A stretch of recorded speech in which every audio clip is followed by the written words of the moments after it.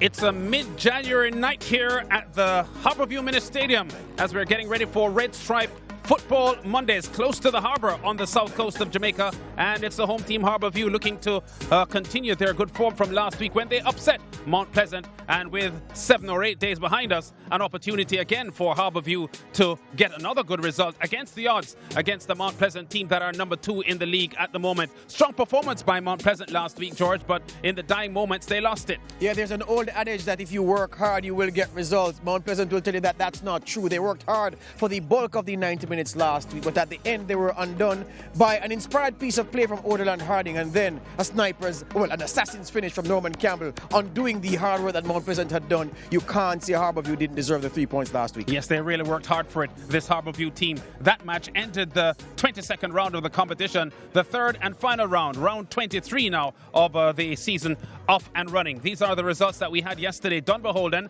undefeated now in their last 6 games, the best unbeaten run in the league, 1-0 over Cavalier. Twice now they've beaten Cavalier in the last 2 meetings. Portmore United looking to retain their title, 2-0 over Malines, who are continuing to struggle. Tivoli Gardens, 3 wins on the trot now, 1-0 over UWI FC, who are bottom of the table with Veer United, who were beaten again by Waterhouse, ending a 4-match winless streak. This Waterhouse team beaten finalists 2 years in a row. And look at the result between Humberland and Arnett Gardens. Humberland got goal.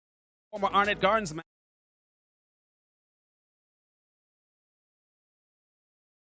Humberland team there. Yeah, Arnett Gardens like an inner tube that is losing air. There's urgent need for a patch. Waterhouse, 3-point separation between themselves and Mount Pleasant. There is a tight thing beneath those top 2 though, because Humberland, Portmore, Dunbeholden and Arnett Gardens are in close quarters, and then Tivoli would like to think that they are also firmly into the mix given their recent revival since Admiral Bailey came to town. They are just outside the playoff spots, just 2 points off Arnett Gardens in 6th, but the 2 at the bottom, the UWI and Veer United, they've been excised from the rest of the table, and you're almost pretty certain right now that UWI and Veer United will be playing elsewhere next season. That's certainly looking that way now. They've both had only 1 win in the last 22 matches. Malines not much better. They have won just 1 in their last 17. Head-to-head between the Harbourview team and Mount Pleasant. Harbourview getting a win last week. That continued to show that they are stride for stride, head-to-head wise, on par with Mount Pleasant. Yeah, 9 goals in the 4 games, and the trend suggests we won't get a 0-0 tonight, which should delight the neutrals and of course us as the commentators. It was a good game last week. The surface is even much better this week given the rain that we had here, making things soft. We know that this hard, bumpy surface here at the compound is not conducive to good football, but the softer underfoot conditions will be appreciated by the midfielders and the ball players on tap, and there are quite a few of them across both teams. Yes, and the good thing about the rain earlier on today, George, it wasn't heavy rain at any point. It was just steady rain, not hard rain, but just steady and light enough, but continuous enough to wet the field and make the service a lot better for the players tonight. Yeah, so the studs will hold, but not soft enough for the field to cut up, and that's a good thing. Yeah.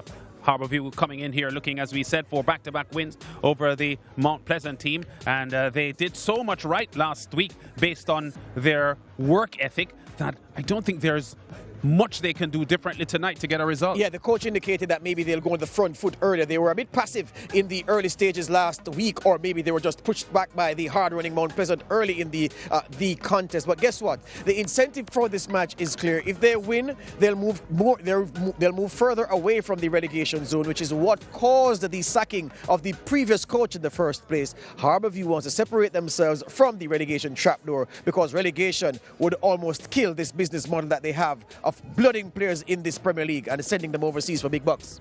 Well, Mount Pleasant are 3 points off the leaders, Waterhouse, and with a victory tonight, they will join them at the top of the table on points with 43, but they would need to win by 5 clear goals tonight based on the goal difference to unseat Waterhouse as the championship leaders. Yeah, the finishing of Mount Pleasant last week was the poorest aspect of their game. Every other aspect was right. Everything else was good, perhaps at the end for the defending for the Norman Campbell goal, but their attackers got chances, got gilt-edged chances that you would expect men in form like Kamara Bushy-Beckford is to put away those chances. He didn't. They didn't collectively as a unit, Mount Pleasant, and I'm not sure that they'll finish as poorly this week as they did last week.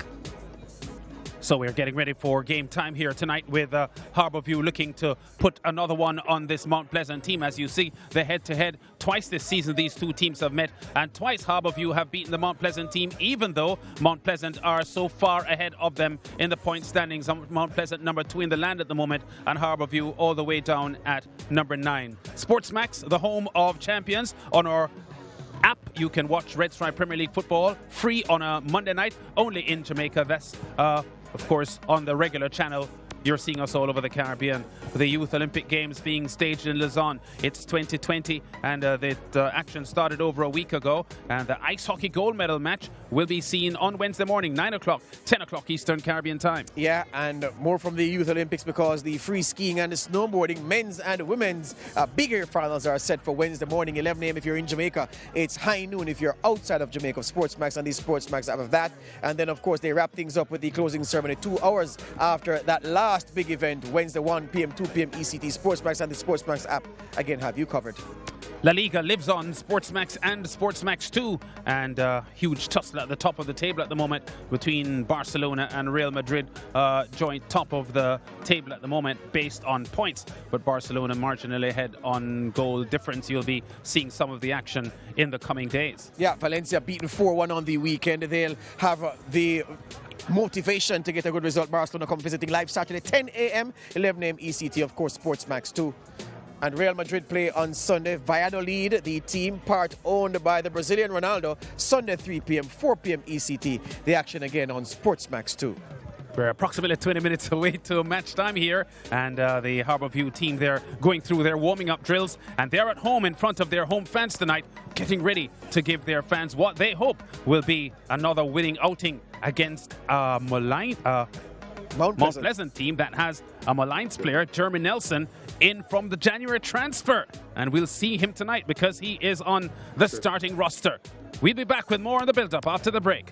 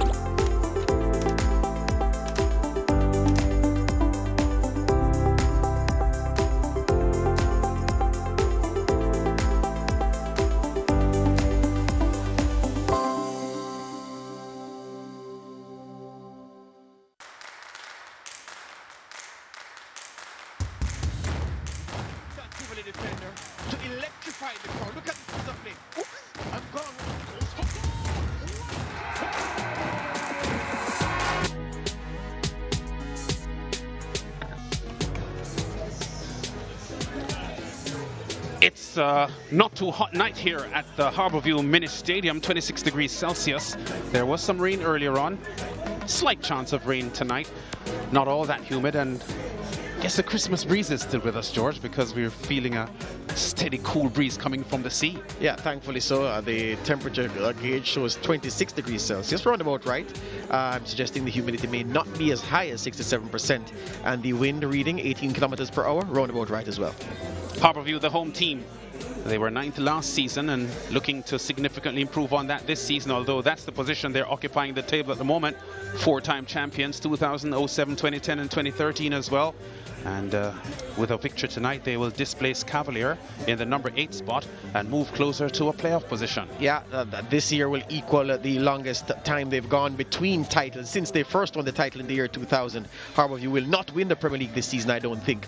This man is key to their fortunes this year, Romario Campbell. He is the kind of creative midfielder that they didn't have in the first game. He will be able to find the defense-splitting passes onto which the likes of Norman Campbell and Babito McDonald can run. He can dictate the pace of the game, how fast it's played, how well the tempo. He can raise the tempo, he can cool things down. He is what you call a metronome. You go to your dictionary, a metronome is almost like a thermostat on an air conditioner. It turns the temperature up, it turns it down. That's Romario Campbell in a nutshell for you, and this man will be happy that he's on the field. Norman Campbell had to forage and work for a lot of the things that he got going on the offensive front last week. With Romario Campbell in the squad, he'll know that he can run through, almost certain that the passes will come to him. This is how he finished the game for Harbourview last week. Craig O'Bladale Richie taking on one-on-one and with the left foot shot beyond the goalkeeper. That was Norman Campbell at his best last week. He'll hoping for more with Campbell in the side.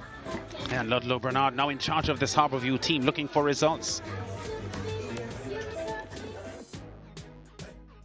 Ludlow, you got the win last week with a goal so late Mount Pleasant couldn't recover. How have the boys prepared for this new assignment? Yeah, well, the focus has been a little bit different this time around. We figured that it's going to be a mental challenge here today, you know. After all, it's a top team we're playing against, so the prospects of beating them on 2 occasions, you know, can be formidable. So you really have to get into their head spaces and provide them with the confidence that it will be required for them to take on this task this evening. When we spoke last week, you said you had only had 4 days with them prior to that game last Monday. You've had some more time. What have you worked on? Yeah, we basically work on different systems. I'm still not attuned fully with the team as yet. But what I'm finding out now is that I'm having a little bit more options available to me, so that I want to make this team a very flexible one to really respond to any particular situation on game day. We spoke about many individual players last week, and some would have caught the eye, but one who I didn't hear get any press, but who certainly played well from the commentator's perspective, was Nicholas Beckett in the midfield, how he managed himself. What are you expecting from your captain tonight? Yeah, more of what transpired last week. He's a very responsible and mature player in the league, and his presence, although not as mobile as one would have wanted, he provides the leadership and the organization that will be necessary to really take on this Mount Pleasant team in the midfield. I put it to Teagat Davis that you capitalized on his team getting more tired as the game grew old last week. He said, look, the victor can't say anything. We ran hard the whole game and we were just sucker punched. Do you think they'll flag again late tonight, and do you have a plan for that? Well, where our conditioning is concerned, I'm very confident of it. I'm expecting to run all evening. As a matter of fact, I think I'm going to be up in their faces some early. Right, I know the condition of my team, and I know I'm prepared to run for 90+ minutes. Ludlow Bernard, just his second game in charge here of this Harbourview team.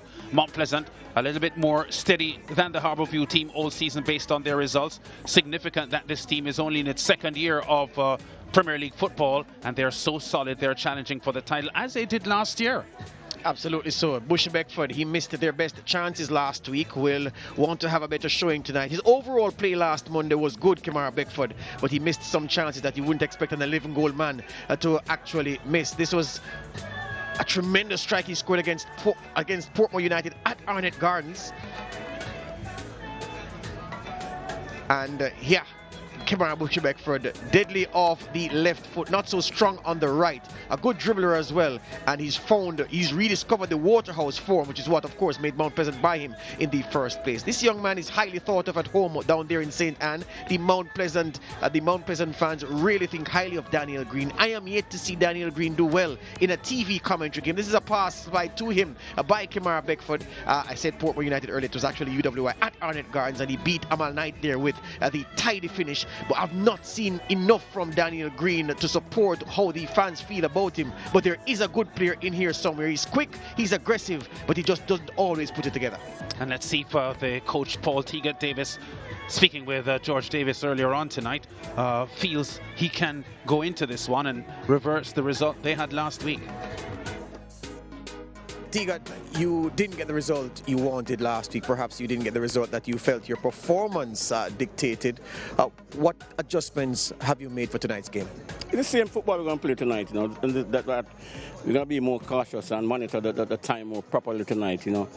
And basically we try to score those goals we've been missing, you know. So if we can get those chances and take them away, we can come again victorious tonight.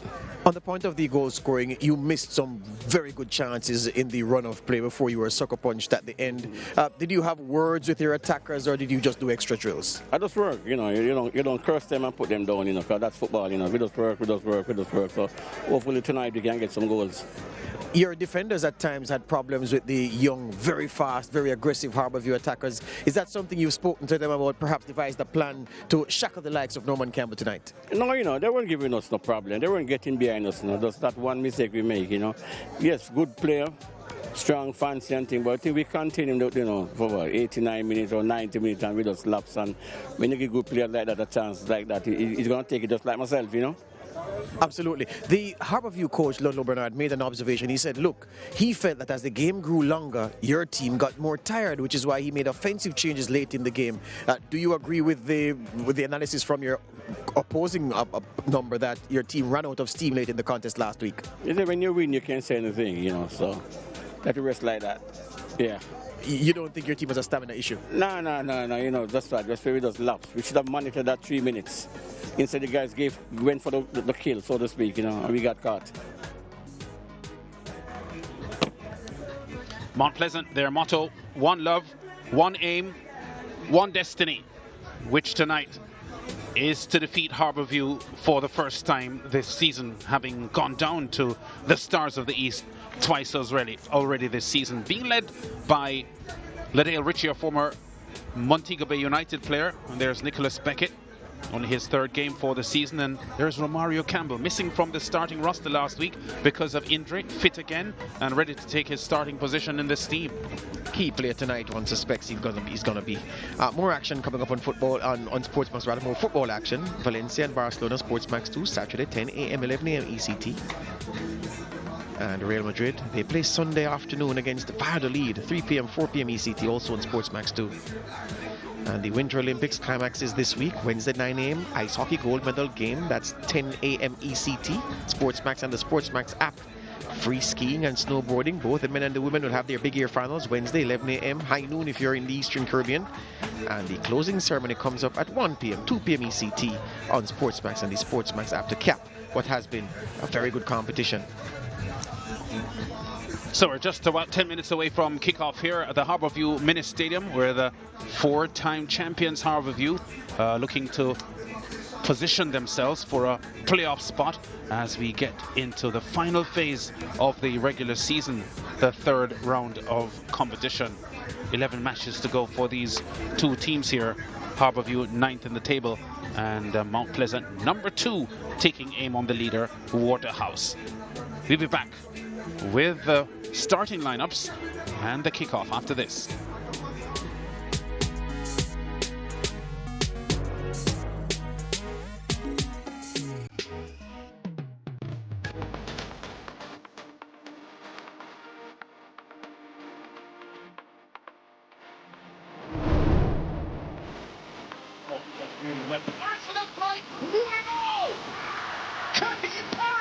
Strikes his first goal of the season.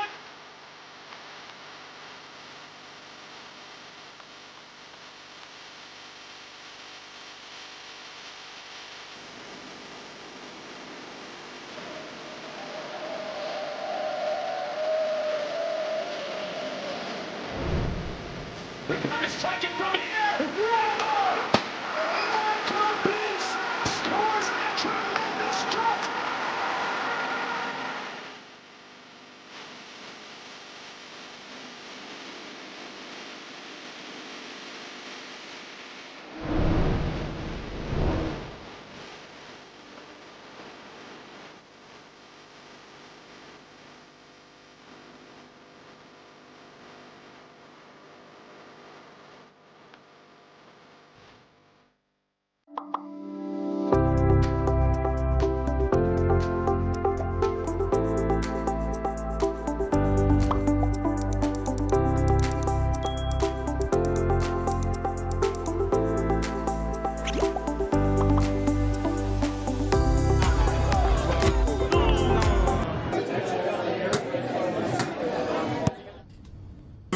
one bag of gold medal pan me, you know. Red stripe alone champion boy go. Banner pour them a sing anthem to. Red stripe, watch out. Man, shall I make forward boy. Red stripe Premier League champion boy score. Every goal winner run from boy. Red stripe Premier League champion boy. Back down we run marathon boy. The Red stripe Premier League champion boy. Yeah, yo.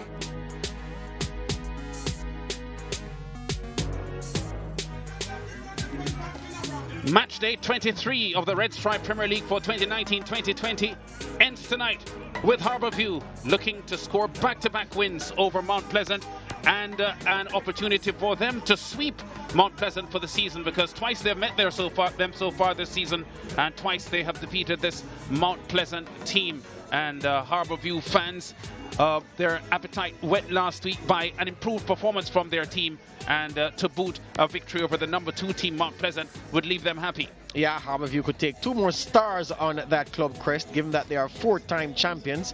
But yeah, the fans are locked in and they are ready, and they'll hope, the home fans will hope, that they won't go home disappointed as the jerk guy gets his trade off and running. Speaking of the table, Mount Pleasant are perched in 2nd place, Harbourview in 9th, but where they are in 9th, 3 more points takes them level with Tivoli in 7th place, and of course within reach of a playoff spot, which is where everybody wants to be. Huey and Veer United, they'll take safety. They won't matter about the playoffs too much. They just want to escape the relegation purgatory, and as things stand now, it looks very, very difficult for UWI and Veer United to be a part of the Elite 12 in Jamaica next season from here. And with 6 minutes till kick-off, let's hear from these panelists who have become popular on the Red Stripe Premier League Football Monday Night Show. My name is Norman Gay, a long-time follower of Harbourview football. I've been following Harbourview football officially from about 1974. Unofficially, a couple of years before that. However, we have always been up in the tops because we play intelligent football. We are one of the best passing teams coming up over the years. However, the present team now not so, but I still believe I can make a one-love tonight. O'Neill, I support Mount Pleasant from Super League days still. If you look out for Kemarbeck for tonight, we are looking about 4-1 the game of finish. That's how we get Mount Pleasant, all the way, Ray! Yeah. Peter. You know, I'm not a singer either. You know, see, but I tell you, when you're beating a good team, the best score is what? One love. Well, that's exactly what happened last week. One love. Mount Pleasant beaten after their trip from St. Anne to Kingston to tackle a Harbourview team that they were expected to beat, but they came up against a resilient Harbourview team that fought to the end. Yeah, galvanized by the arrival of the new manager, the new head coach, Ludlow Bernard, and the boys really played for him. They ran hard from minute 1 to the final whistle. Mount Pleasant also ran hard, but he just felt that Teagat Davis's team lost some legs at the crucial point in the game, and that's at the crucial point that Harbourview stepped up and scored through Norman Campbell. A deserved victory, you felt, although on the other hand you could say that Mount Pleasant were unlucky to leave here empty-handed after their contribution to what was an engrossing spectacle at the very least. Getting close to kick-off time here at the Harbourview Mini Stadium, with the fans strolling in and the teams about to take the field for the final match of match day 23. We're into the 3rd and final round of the competition. Harbourview, with a win tonight, will move within 2 places of a playoff spot.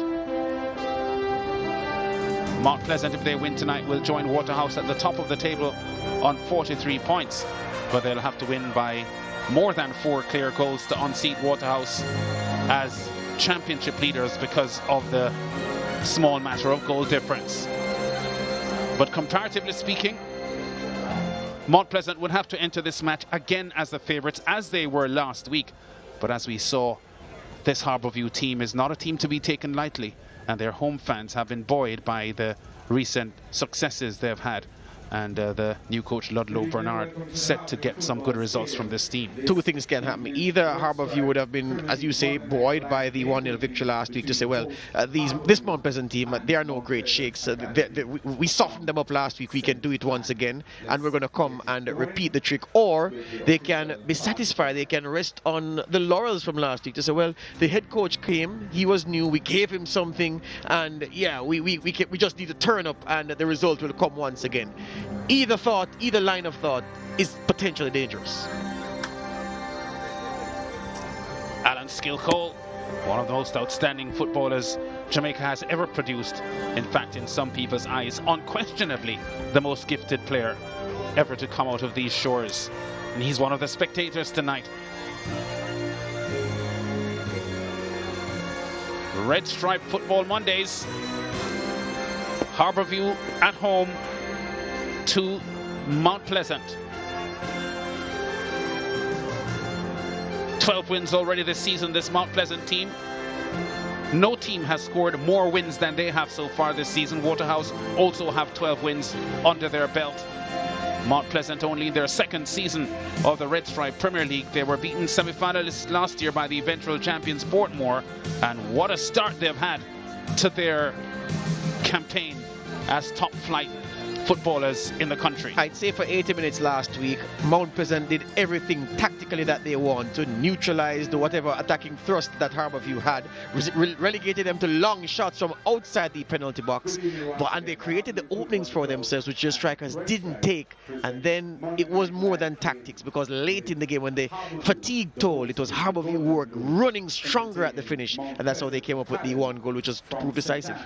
There's Jeremy Nelson, first outing tonight for Mount Pleasant, having been the leading scorer for Malines, but is one of several players who have made a move on the January transfer. There's Macaulay Tullow, former St. George's Manning Cup winner, now back in the Harbourview lineup.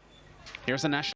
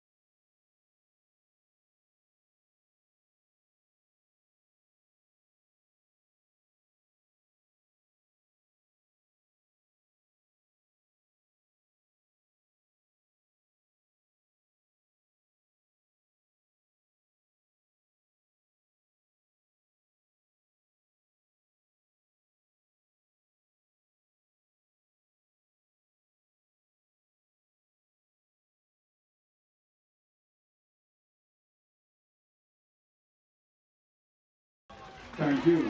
Well, the last time we saw a rematch between a huge favourite who lost and an underdog that won, Anthony Joshua set things right after a shocking loss to Ruiz. Will Harbourview be Ruiz tonight and Mount Pleasant be Anthony Joshua? Yeah, well, Saturday night the underdog didn't stand a chance against the champion. Conor McGregor battered the Cowboy Cerrone in Las Vegas in that UFC welterweight contest. This is a different sport, but we can attach whatever meanings we want and draw whatever conclusions. The fact is, Harbourview, they are young mostly, they are fast, they are aggressive, and they'll give as good as they get from Mount Pleasant tonight. Can Mount Pleasant finish is the question. Had they finished last week, we wouldn't have been talking about a revenge mission for Harbourview. That's right. Okito Nicholson is the man with the whistle tonight. They're the opposing captains, Ladale Ritchie and Nicholas Beckett. Not too much exchange between those two.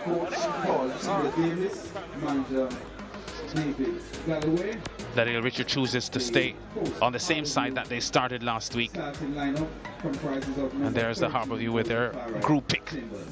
And the Harbourview starting roster having 3 changes to the lineup they started with last week. Jean-Luc Levy, Romario Campbell and Macaulay Tullow. In for Jabari Howell, Troy Nosworthy and Jashawn Anglin. So 3 changes in the Harbourview roster, even though they got a win. Yeah, this team looks stronger on paper, but that's not the issue for me. Will they put as much effort into the play as the boys who were selected last week gave Ludlow Bernard in his first game back in charge? All eyes on that man, number 26, Romario Campbell. He is the creative fulcrum of this team. As he goes, so will Harbourview go. And the question is, can he supply the ammunition for Norman Campbell up front to hurt this Mount Pleasant team as he did last week? So Mount Pleasant searching for their 13th win of the season so far tonight. They've made just 1 change from the starting roster they had last week. Jordan Fletcher, the young former Cornwall College star, not on the roster at all tonight, not even on the bench. His place being taken by Jermaine Nelson, who played for Cavalier before. Last year he was at, this season he's been at Malines. Now he's at Mount Pleasant. Kevin Isaacson and Ronaldo Rodney provide a lot of muscle and running in the midfield. Cardell Benbow, a menacing, very quick, dangerous. Jeremy Nelson, creative. Kesslon Hall, a lot of running from him as well, and the shooting from out wide. And Kamara Beckford at the top. Well, he won't play as a traditional number 9, even though he'll wear jersey number 10. There'll be a lot of rotation in who plays furthest forward for Mount Pleasant, almost as if they play the false 9 formation that we saw introduced by Roma back in the day and perfected, of course, by Pep Guardiola's Barcelona with Lionel Messi and company. Yes, and every time we talk to Paul Teagat Davis, George, who is one of the most outstanding strikers in the history of Jamaican football, most successful, only outscored by Luton Shelton as far as the statistics go, you get the feeling that he's a player's coach. Never hard on his players. He understands what it feels like to be out there, and he's trying to get the best out of his Mount Pleasant team tonight. Yeah, and Cole, players take criticism from a man like that more than they will take from someone who never played the game at any level. Immediately. Foul. Campbell knocked over as he sprinted forward down the middle channel. So Mount Pleasant, they know about Romario Campbell's skill. He was with them last year, and they want to stop him immediately. To be fair, it was an underwhelming year at Mount Pleasant for Romario Campbell. So much was expected of him, but never quite looked physically able, physically fit enough to do his talent justice. But he's looked the part, certainly, in Harbourview's colours this season so far. Staple and McCullough fighting for the ball. Bit of a wrestling match there eventually. Referee Nicholson felt he saw enough and awards a free kick to Harbourview. They're second in 25 seconds. Yeah, and I wonder if we'll see Mount Pleasant vary the way they started this week compared to last week. Last week they started real high press, real high octane stuff from them to start the contest. And perhaps it is that they paid for that fast start late in the contest. Perhaps once bitten, twice shy. Ludlow Bernard already studiously looking onto the field here as his Harbourview team looks for back-to-back wins over this Mount Pleasant team. Back-to-back in a week. But the sweep it would be, because they defeated them already earlier on this season in September. And the second round match they also won last week. There's Paul Teagat Davis. Played on Jamaica's Shell Caribbean Cup winning team back in 1993. And standout player for SEBA in the National Premier League as it was then. Shot on goal. No problems for Chambers in the Harbourview goal. Sean last week, the forward Chambers. Actually, his first intervention last week was so sloppy that he gifted a chance to the Mount Pleasant attackers, certain and assured with his first intervention this week. Harvey to Bebeto McDonald to Campbell there. Good exchange of passes there from the Harbourview team. Nelson slowing things down. McCullough. Nelson sends Kesslon Hall going. Hall drives at goal. Bobble there from Chambers, but no one close enough to threaten him. Yeah, not a bad decision from Keston Hall, although Benbow was making up ground and in space to his right, but didn't use the pass, didn't take the passing option. It's a nice night for football, Lance. It's cool. Yes, it is. The field has been softened up by the rain you spoke of earlier. Just good conditions all around. Yeah, there's the first effort on goal by Keslan Hall.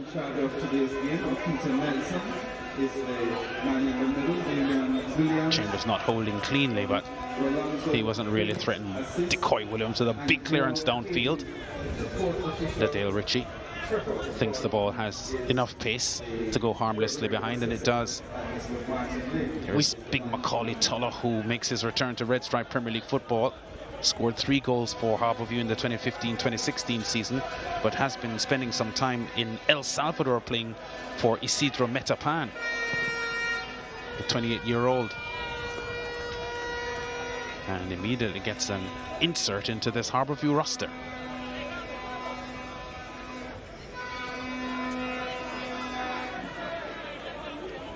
Levy. Beckett. Last week's man of the match, Odell and Harding. Tulloh. Campbell. Staple. Threatening cross inside. Macaulay Tulloh going up for the, appear to have gotten a bit of a nudge there, and didn't really make contact. A significant nudge it was from Dale Ritchie. Out of your shot, you see Tulloh was calling for the ball, but Ritchie experienced. At the moment the striker went airborne, just unbalanced him. No way he was getting ahead to that ball.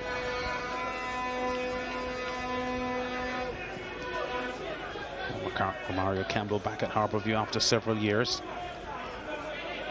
Did leave Harbourview and play for Waterhouse, then Humberland, and last year Mount Pleasant.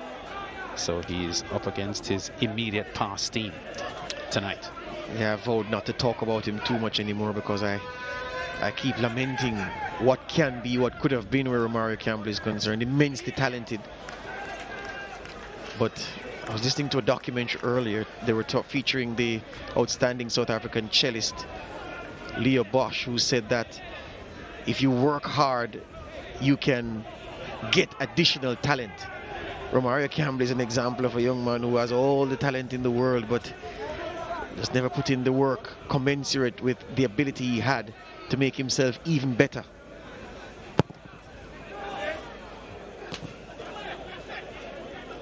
Benbow.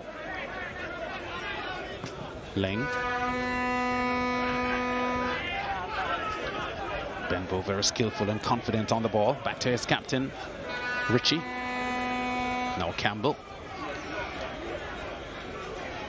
2 solid central defenders in this Mount Pleasant roster. Ricardo Campbell and Dale Ritchie, 2 transfers from top clubs. Ritchie from Montego Bay United and Ricardo Campbell from Humberland. Beckford under some pressure. Talbot, who was outstanding last week, solidly tackles Beckford. Wins a foul. A free kick from a foul. Chambers.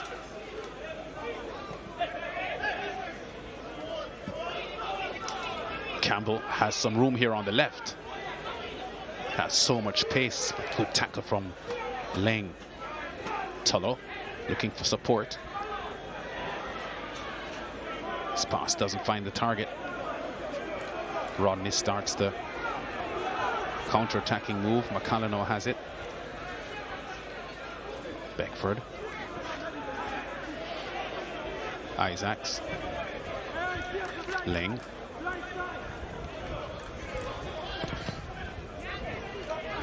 McDonald gets in the way. Harding.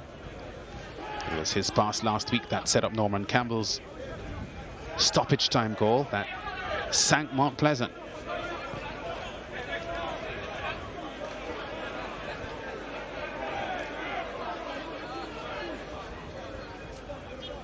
Both teams have players that have abilities to score goals. Both teams have 11 different goal scorers in their roster.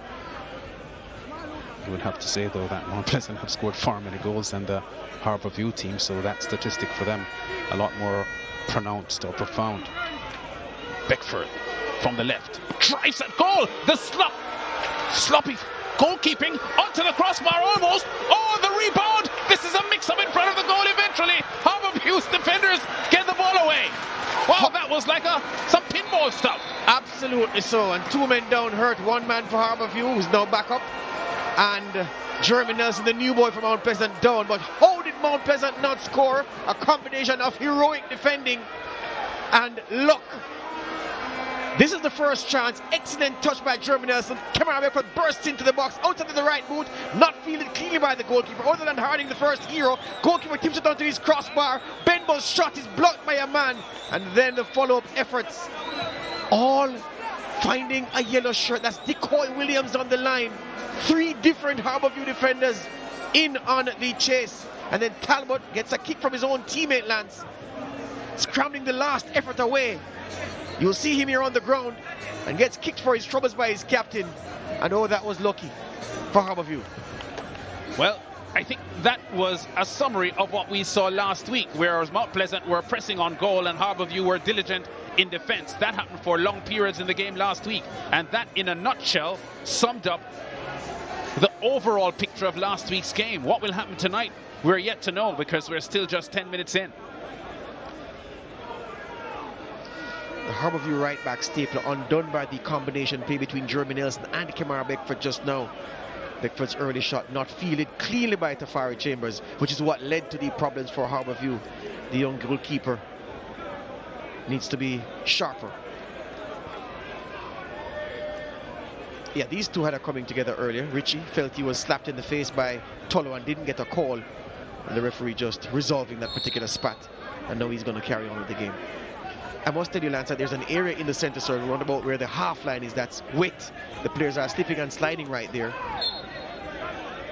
And that seems to be the only patch on the field that's too soft. Yeah. Let's call it that. But overall, I would have to say that the players should enjoy the surface tonight a lot more than they did last week.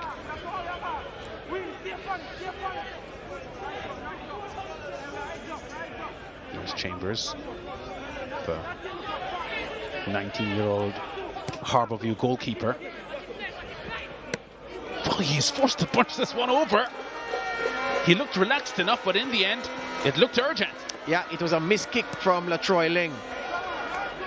That gave the goalkeeper no end of concern, and he had to make an intervention at the vital moment. Yeah, very soft underfoot conditions there just in front of the goal. And Chambers had to assess the trajectory of the ball accurately there to punch it over. Richie.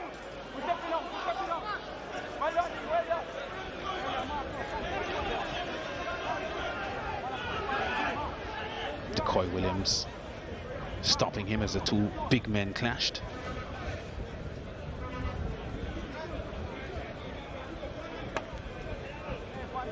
Leng with a throw.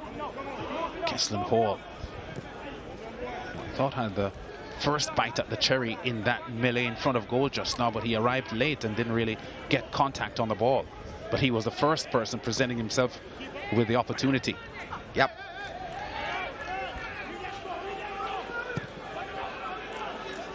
I must say overall, the start from Mount Pleasant tonight, more conservative than last week. Levy tries to outrun McCalla, which is a bit ambitious. Gets the cross inside. Oh, that certainly was close enough to the goalkeeper for him to go for it, but whistle. I tell you what, it was an excellent cross from Levy. Didn't expect him to dig that one out from that position.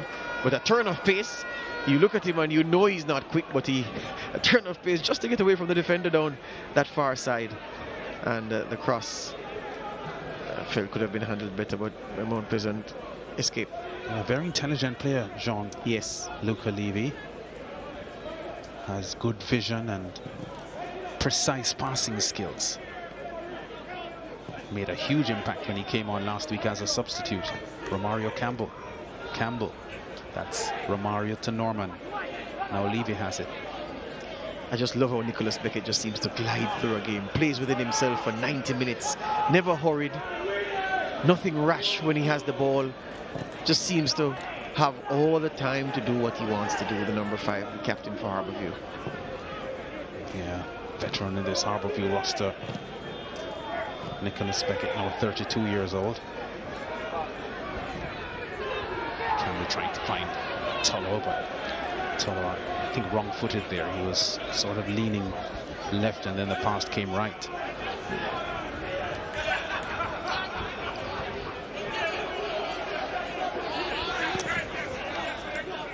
Rich's long pass looking for Kesslin Hall. Now Benbow. Nelson. Hall can't get the cross, and he does! What a save from Chambers! Benbow surely felt he scored there. Tremendous. Off the right foot. Well, the keeper's right foot is what prevented that ball from crashing into the back of the net. He'd ask his defenders, though, how did you let him run through to strike at me from point blank range? It was an excellent pass from Jeremy Nelson. Keston Hall's ball was also good. Benbow didn't catch it cleanly, mind you. But the goalkeeper's intervention, yeah, did David De Gea stop with the right foot. Yeah, Chambers, who had a busy night last week, Monday night, in keeping the Mount Pleasant attackers out, has seen a lot of action already, George, after 14 minutes. Yep.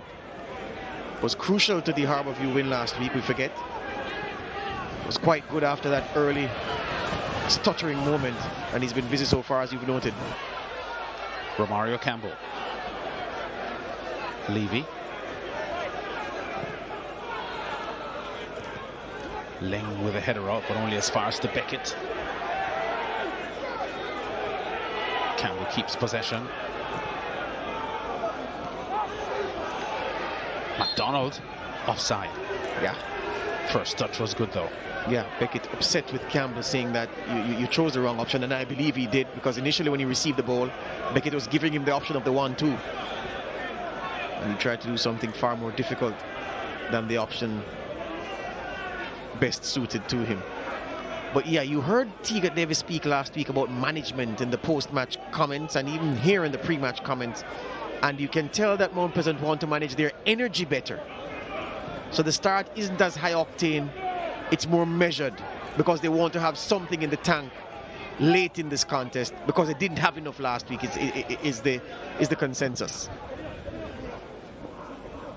And the only statistic that Harbourview outperformed Mount Pleasant in last week was the scoring statistic, 1-0. Benbow. Jeremy Nelson fighting for possession, doesn't get it, commits a foul. Free kick to Harbourview just outside their box. Talbot was excellent last week for them, and he was crucial moments ago in blocking that goal-bound effort. Richard loses his footing there, and Macaulay Tullow gets away. Tullow. Oh, the cross to the onrushing Campbell. Didn't get a hold of it. Clearance in the end by McCullough. Crucial intervention by McCullough. Yeah, there's Beckett. McDonald.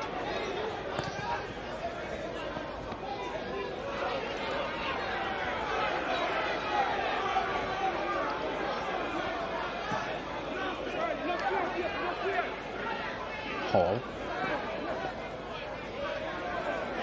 Rodney. Isaacs. Well read by McDonald, who wins possession. Norman Campbell fails to keep it. I don't think Jeremy Nelson was interested in that pass. Talbot's clearance finds McDonald. Now Campbell.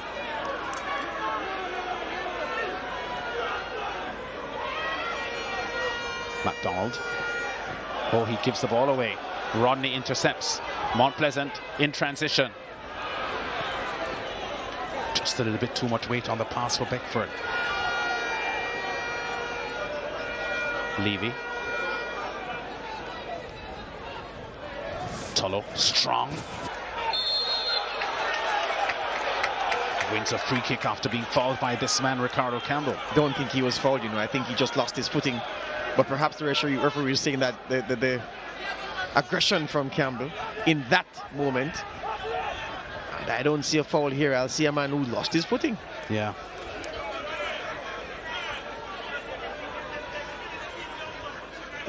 Yeah. Macaulay Tullow, very, very strong, robust. You don't get him off the ball so easily. He lost his footing there, and fortuitous, wins a free kick.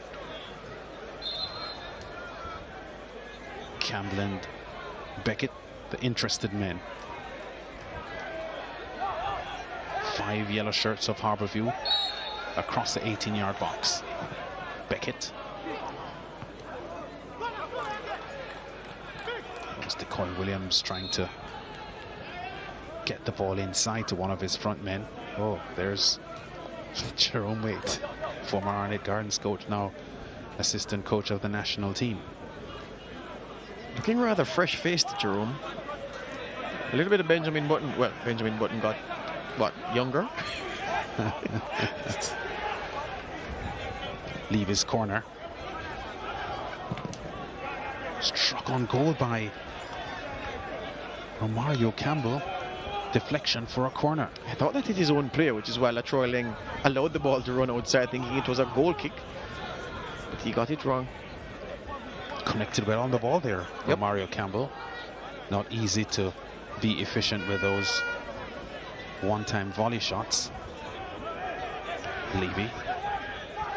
Second corner already here for Harbourview. Oh, McDonald wasn't sure where the ball went. He's won himself another corner though. 3 corners already for Harbourview after 19 minutes. Another near post effort from Levy. Mount Pleasant's defenders were smart to it.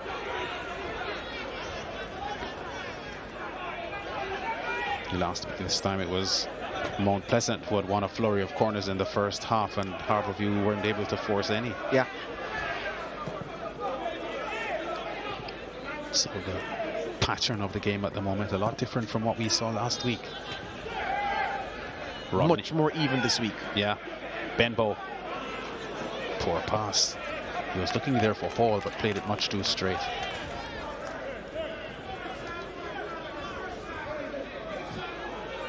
McDonald back to Staple. Now Beckett.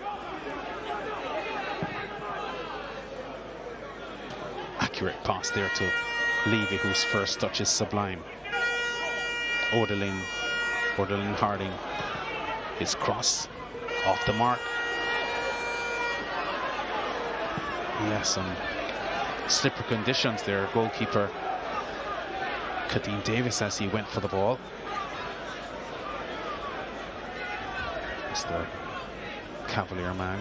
Leonardo Rankin. Yeah. Lost yesterday, Cavalier did, to Dunbeholden for the second time this season. Dunbeholden on a roll, George. They've gone 6 games unbeaten at the moment in the Red Stripe Premier League and are the best team with an unbeaten streak at the moment. Have they gotten Tremaine Stewart yet from Waterhouse? They completed that signing? I'm not sure. I know Jelana Barnes is there from UWI. Campbell's good pass into Tullow. Yeah, there are the slipper conditions you spoke of earlier on, George. Yep. Campbell. Romario Campbell now to Oderlin Harding. Good passing here by Harbourview. Beckett may want to drive from here. But he's way over the top with the effort. Yeah, the ball just sat up after the trap. But Harbourview much more in control in this first half than they were really at any point in the game they won 1-0 7 days ago. And there are some men from Mount Pleasant who haven't showed up so far in this game, like Cardinal Benbow, who were very prominent after 20 minutes last week. Different day, different performances. Talbot overhit, looking for Macaulay Tullow. I made the point last week that Nosworthy did a good job at the point of the Harbourview attack in that physical battle with Campbell and with Ladale Ritchie. And so far, Tullow really looks like he has the beating of both men. He's not been intimidated at all. And you know that that's the calling card of Ladale Ritchie and Ricardo Campbell. They rough up front players, intimidate them. This man, Macaulay Tullow, looks quite scary. Yeah, well, Howell and Nosworthy, pretty young players. Howell at 20 years old and Nosworth just 19. They don't have the physical presence that Macaulay Tullow has, and Tullow tonight is presenting a different kind of problem for this Mount Pleasant defense line than they had last week. The one thing he doesn't have that the other two you mentioned have is pace. He doesn't have that pace, but he's a streetwise fella, let's put it that way. Very experienced too at 28 years old. As we said, spent some time in the El Salvador League playing for Isidro Matapan, and had a storied career as a schoolboy footballer, first for Kingston College, then for St. George's College, where he was a part of the winning Manning Cup team in 2009, and had as his teammate then the Arnett Gardens man Marvin Morgan. Actually scored Macaulay Tullow did in the final against Bridgeport in 2009. Last week we spoke about this man and we wondered if he'd have been undone by the pace of the Mount Pleasant front men, and not in no instance was he undone for pace, embarrassed by the Mount Pleasant front boys. Bacalus cross, the header from Hall wide of the target. He was unchallenged, Hall was, but unable to get the headed effort on target. The story of last week for Mount Pleasant, getting the chances the front men were. This is an excellent cross from Suley Makala, dropping it right into the sector where Keston Hall would want it. The striker gets the chance, and oh, he fluffs his lines badly. Poor finishing cost them 7 days ago. Poor finishing undermining them in that instance. And we're approaching the half-hour mark. No goals yet in this fixture. We were heading for a 0-0 scoreline last week until stoppage time 90 plus 2 was when Norman Campbell. Benbow can't get around it enough to get the cross in. Midway the first half last week, Mount Pleasant had 69% ball possession. 61%. 61%, yeah, ball possession. It's not like that tonight.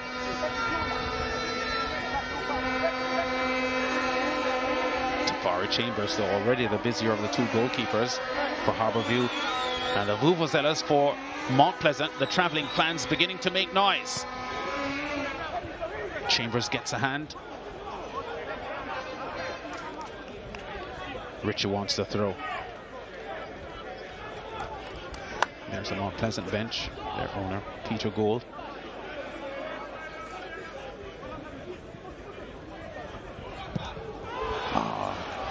Kamar Beckford did well with his first touch, but hit the left-footed effort airborne. 7 special game prizes to give away, so hold on to your tickets.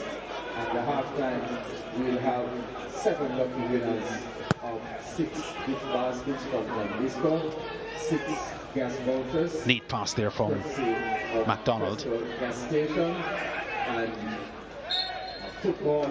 And very robust player in midfield for Mount Pleasant. Ronaldo Rodney, former Montego Bay United player. Laying with a free kick for Mount Pleasant.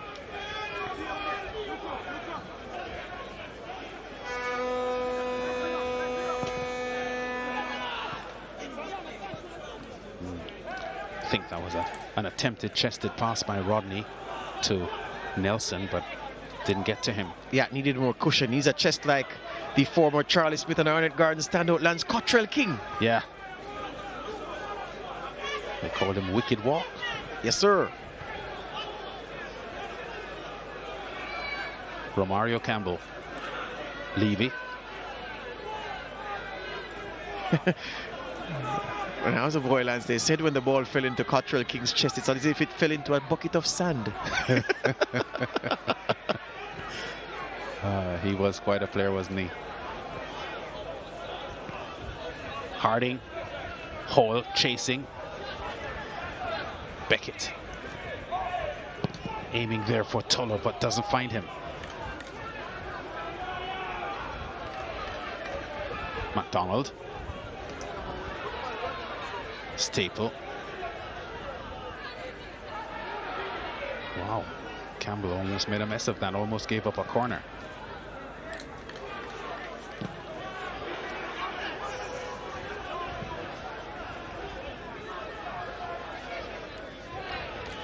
So a game of quite different complexion from the one we had last week. Not as engrossing as last week because Mount Pleasant are not forcing the issue as they were.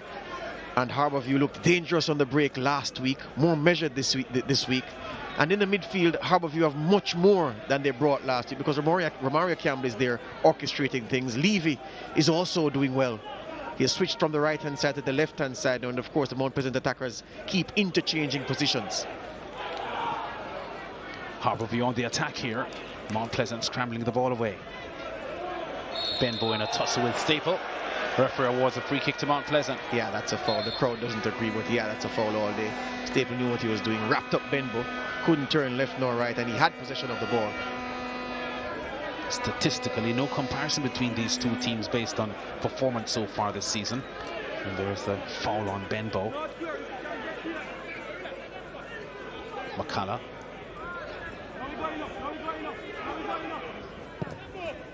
Benbow goes directly on goal, but Chambers' hands are safe. Curiously for this Mount Pleasant team, Lance, it would seem if you're to use last week, well, even before, only 2 men in this team can really deliver a good cross. I'll tell you more after this. Campbell runs toward goal. Tries at goal! Brilliant save by Kadeem Davis! What a strike from Norman Campbell! Davis had to fly like Spider-Man.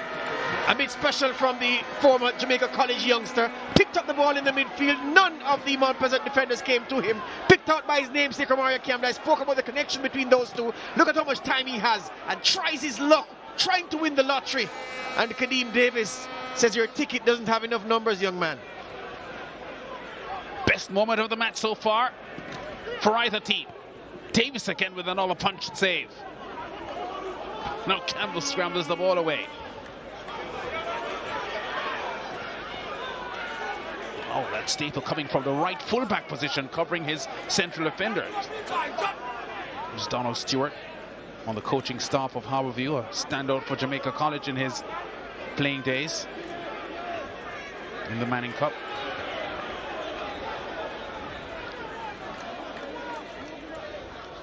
The Mount Pleasant centre halves would have been asking Ronaldo Rodney and Kevon Isaacs, where were you two? That's your job. You aren't supposed to let him run through a hole in the middle of the park and have that shot at your goalkeeper. Benbow, Nelson, Benbow.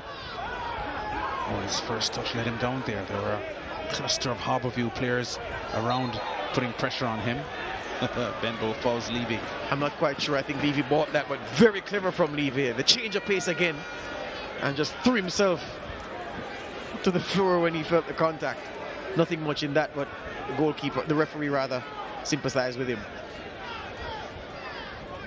Mount Pleasant. But yeah, if I were the referee, I don't know how these things work, but I'd have to ask for some sawdust to be applied to those areas. Very difficult for both players, and it detracts from the game when players are slipping and sliding around like that. Yeah, and that's in the front of the goal, so goalkeepers may have difficulty making urgent movements to either side without slipping. Staple chased by Benbow. And young Campbell seems to have a problem beneath us, our commentary point, Lance. He slipped just now, speaking of slipping and sliding, and he stayed down. We know he's a tough boy, so he must be hurting. Well, Harbourview will be worried about any injury to Norman Campbell. He has scored 3 of the last 4 goals that Harbourview players have scored in the Red Stripe Premier League, and he is their leading scorer at the moment. This is what happened now. Goes to control and watch his legs go. Well, he's pushed over by Kevon Isaacs, who gets to him quickly. Yeah. And if he took some studs as well. But if you look at Norman Campbell's studs, his boots, the bottom of his boots, the amount of mud that's caked there, it's no wonder that he's slipping and sliding, because the studs can't get to grip into the surface. Yeah. And we thought the field was a little bit better than it has been in terms of the rain not making it too soft. I guess we were wrong on that score, my friend. Yeah, maybe a little too soft. Staples pass inside looks innocuous. But Talbot tidies things up. Now McDonald goes away down the left side. Harding has Campbell on the middle. Good exchange of passes for the Harbourview men. Campbell's pace does them in. Good shot on goal! Pepito McDonald sends Harbourview in front with his second goal of the season. The 24-year-old ex-Boys Town man has Harbourview fans in ecstasy. That may have been about 6 passes. We've been talking about team goals from the other day. That was an excellent team goal. If you go from the defensive pass by Staple across his defense to Talbot, forward to McDonald, to Harding, the one-touch pass with Norman Campbell, look at his back heel, and saying, go on son, bend it into the goal.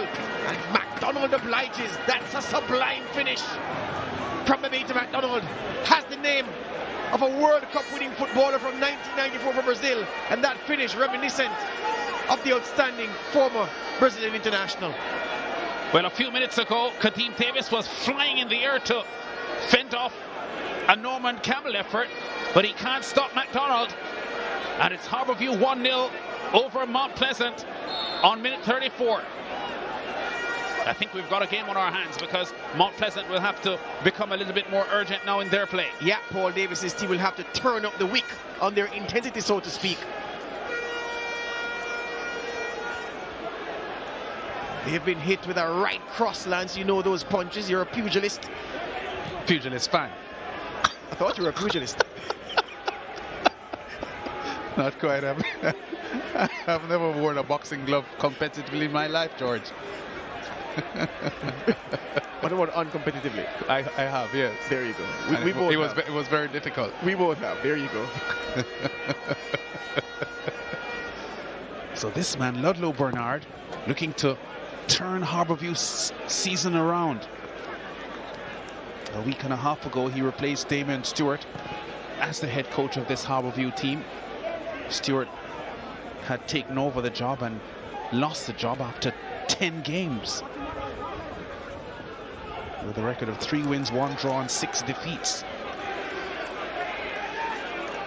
And now Bernard in his second match is leading after winning his first. Has a long history, Ludlow Bernard, with this Harbourview Football Club. Coached a lot of their age group teams to successes. And was the Manning Cup winning coach for Kingston College in 2018.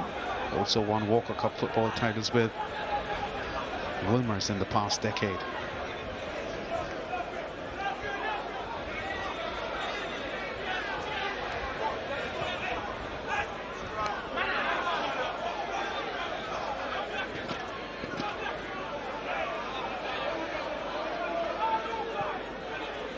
It's that old adage, you know, good defending can be undone by good passing. The space between the Mount Pleasant centre half and right back, a yawning gap exploited by some snappy 1-2 passing by the young boys in yellow. Oh, that was a very, very, very good team goal. Excellent. And Campbell, who has been their leading goal scorer, Harbourview, turning provider in a very skillful fashion. Jeremy Nelson is upset. Bright start from the former Malines United man, but has not been able to impose himself on this game as I'm sure he would have. That said, if his strikers were finishing better, he'd probably have an assist to his name already.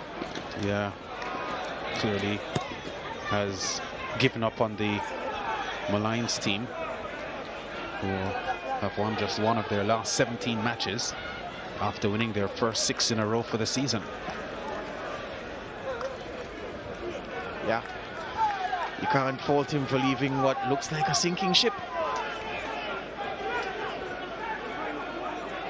I guess the only hope that Malines can bank on is the fact that the teams below them, UWI and Vere United, have been so poor that Malines at the moment 7 points ahead of 11th placed UWI, and maybe it is that the wretched form of UWI and Vere may leave Mullines United safe, even though they're pretty poor themselves. Yeah, but the young man will tell you that he wants the chance to play for the Red Stripe Premier League title. As bad person usually just asked. He said, George, doesn't a captain usually stay with a sinking ship? And I said, well, if he's an employee, no. If he owns it, yes. And Jeremy Nelson doesn't own Mullines United, no, does he doesn't.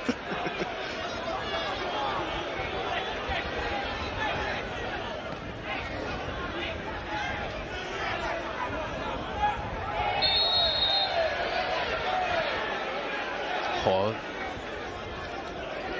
knocks Romario Campbell over. Good sportsmanship, though. Yeah. Offering the apology, which was accepted. The thing I would like about Romario Campbell, whether he's in or out of form, his temperament is excellent. Yeah. Doesn't get angry easily on the field. Harbourview on a sudden transition here. Staple. Campbell. McDonald, the goal scorer. Tullow. Levy! Straight to Kadeem Davis, though. Oh, Harbourview are looking smart tonight. That's good. And the men in blue standing like statues, Lance. How did Levy get so much space in the box? Tegan Davis would want to know from the Mount Pleasant bench. Look at this. 3 men running around and nobody getting near to Levy. His shot straight at Davis, though. Yeah, and I think because of the slippery conditions in goal, I think if the goalkeepers have to make sudden lunges to their left or right, they might find that difficult in the conditions. Yeah, I heard the tackle on Levy on Benbow from my commentary point. Took some ankle there, the midfielder, backtracking and helping his team to defend. And he gives away a free kick. A player with huge promise as a teenager, Carl Benbow, played for Jamaica at the FIFA Under-17 World Cup in 2011 in Mexico. He's also a part of the St. George's winning Manning Cup team. Benbow was. He also played USL Pro League for Harrisburg City Islanders. Spent a short time at Waterhouse and was also on the Portmore books for a short time.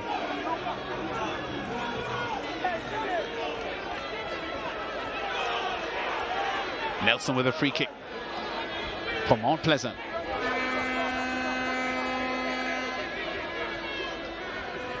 Six blue shirts for Mount Pleasant.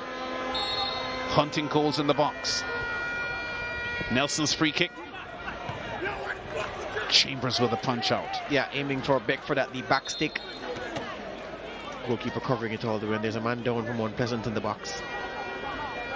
And the free kick curled in there by Jeremy Nelson, who was the leading goal scorer for Mullines before leaving in this January transfer window with his 6 goals. 5 of them, though, I think were penalties, Jeremy Nelson. But goals are goals.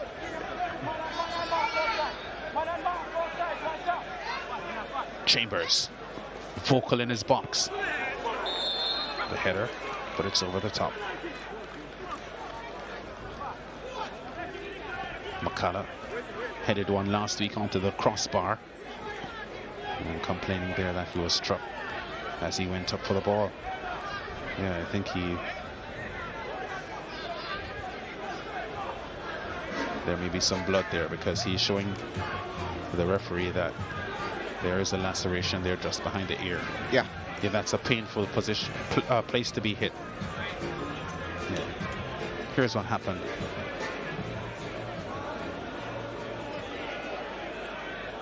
Oh, not sure where that contact was. Must have been the wind.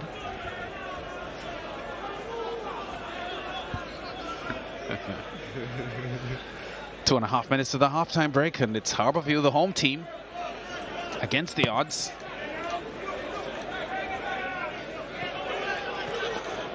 I'm saying against the odds, but I could probably be a little bit unkind to this Harbourview team if I say that, because twice they've played Mount Pleasant so far this season, and twice they've beaten them. Yeah, you're still correct to say against the odds, but on the run of play tonight, they fully deserve this 1-0 lead. Yeah, they have.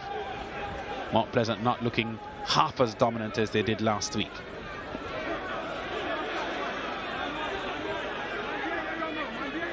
Benbow. A lot of speed. McCullough. Firm cross inside. Talbot's attempted clearance gives up a corner. Yeah. So look at the chance that McDonald got, which he took, and think of the chance that Kesslon Hall got with that unchallenged header about 8 yards from goal that he sent over the crossbar. The finishing of Mount Pleasant in the 1.5 games we've seen between these two teams has been awful. Yeah.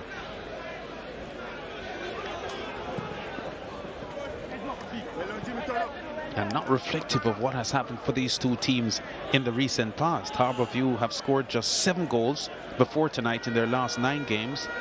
In their last 9 games, Mount Pleasant have scored 17. So Mount Pleasant offensively have been a lot more efficient than Harbourview in the second round coming in. And tonight, though, Harbourview have looked better in that final third. And for all of the Mount Pleasant corners, the corner taker deliberately, it seems, ignores the cluster of bodies in the middle of the 18 of the penalty box and goes for one man at the back post. That's a high percentage tactic. You're only aiming for one player. The level of the degree of difficulty is very, very high. I'm not sure that they should persist with that. Put it into the mix where the bodies are. Anything can happen from there. Yeah. McCullough doesn't like his passing options up front. Well, that's partially because the Harbourview men are pressing and marking. Rodney. Nelson.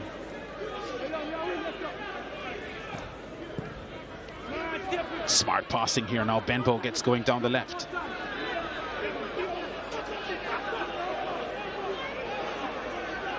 McDonald puts pressure on him. Still Benbow. Great work by Benbow! Talbot gets it away, positioning himself well in central defence for Harbourview. Mount Pleasant fans excited by the Benbow move, though. Excellent reading of the game by Talbot. Knew where the cutback had to come and stood in that position. Oh, delightful pass up by Isaacs. McCullough. Missed kick by Levy. Only as far, though, as to Isaacs! One of the Harbourview defenders got in the way. I think it was Decoy Williams, was it? Yes, he was. Isaacs goes wide. McCullough. Wow, through the legs of McDonald. Oh, that looked to have been a handball by Staple. Looked to have been a handball to me. In the meantime, Talbot down with an injury. Yeah. We're 2 minutes into time added on for stoppages. Exciting play from Cardinal Benbow on that far side. Electrifying the Mount Pleasant massive that is in this stadium. And then Sule McCullough with the deft nutmeg. And then his cross looked to have hit an arm in the Harbourview box. The referee was close to the action and said no penalty, though. And no, we don't have VAR. No, we don't. 6 blue shirts in the box for Mount Pleasant. Can they pull an equalizer here just before the half-time break?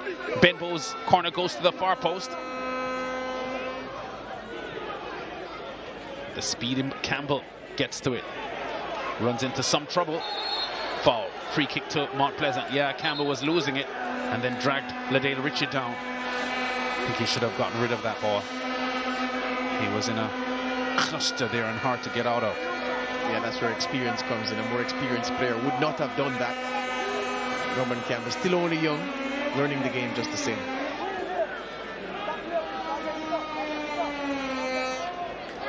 Ritchie looks really interested here. This strike from about 28 yards out. Isaacs does strike a dead ball. Brutally from this spot.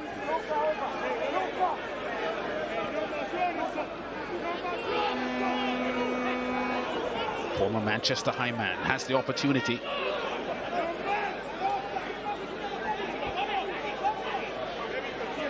To pull Mount Pleasant level at half-time. Poor kick. Straight into the Harbourview defence. Okito Wilson. Okito Nicholson, the referee, has seen enough of the first half, and Harbourview They're ending the half on a high with this man's sublime strike after a neat build-up. Bebeto McDonald, 1-0. Harbourview in front of Mount Pleasant. Tafari Chambers also doing well in goal for the Harbourview team tonight. Kadeem Davis brought off a fabulous save from Campbell in the half as well.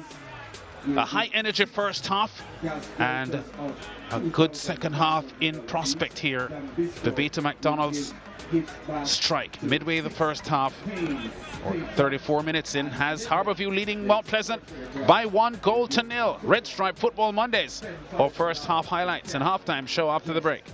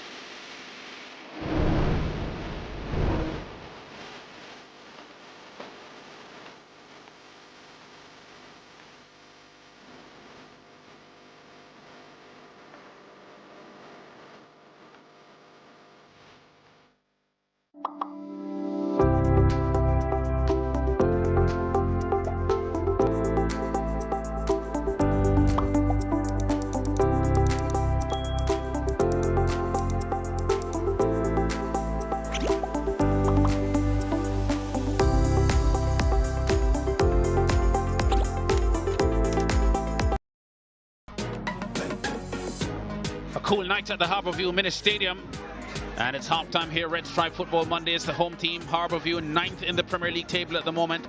They're leading Mount Pleasant by 1-0 on a 34th minute strike from Bebeto McDonald, and it was a beauty, wasn't it? Oh yes, it was a tremendous goal, a fantastic team goal involving about 6 passes, but Mount Pleasant in on the action. Sule McCullough, nice pass from Jeremy Nelson into the path of Kamara Beckford, burst into the box, outside of the right boot, not collected clean by Tafari Chambers, and it's a combination of luck and bravery from here on in that keeps the sheet clean for Harbourview. Yeah, it was almost like a pinball machine there. The ball just kept bouncing and rebounding in the box. Then Ling with this effort that the goalkeeper will have to watch all the way. Chambers effecting a save at the last minute.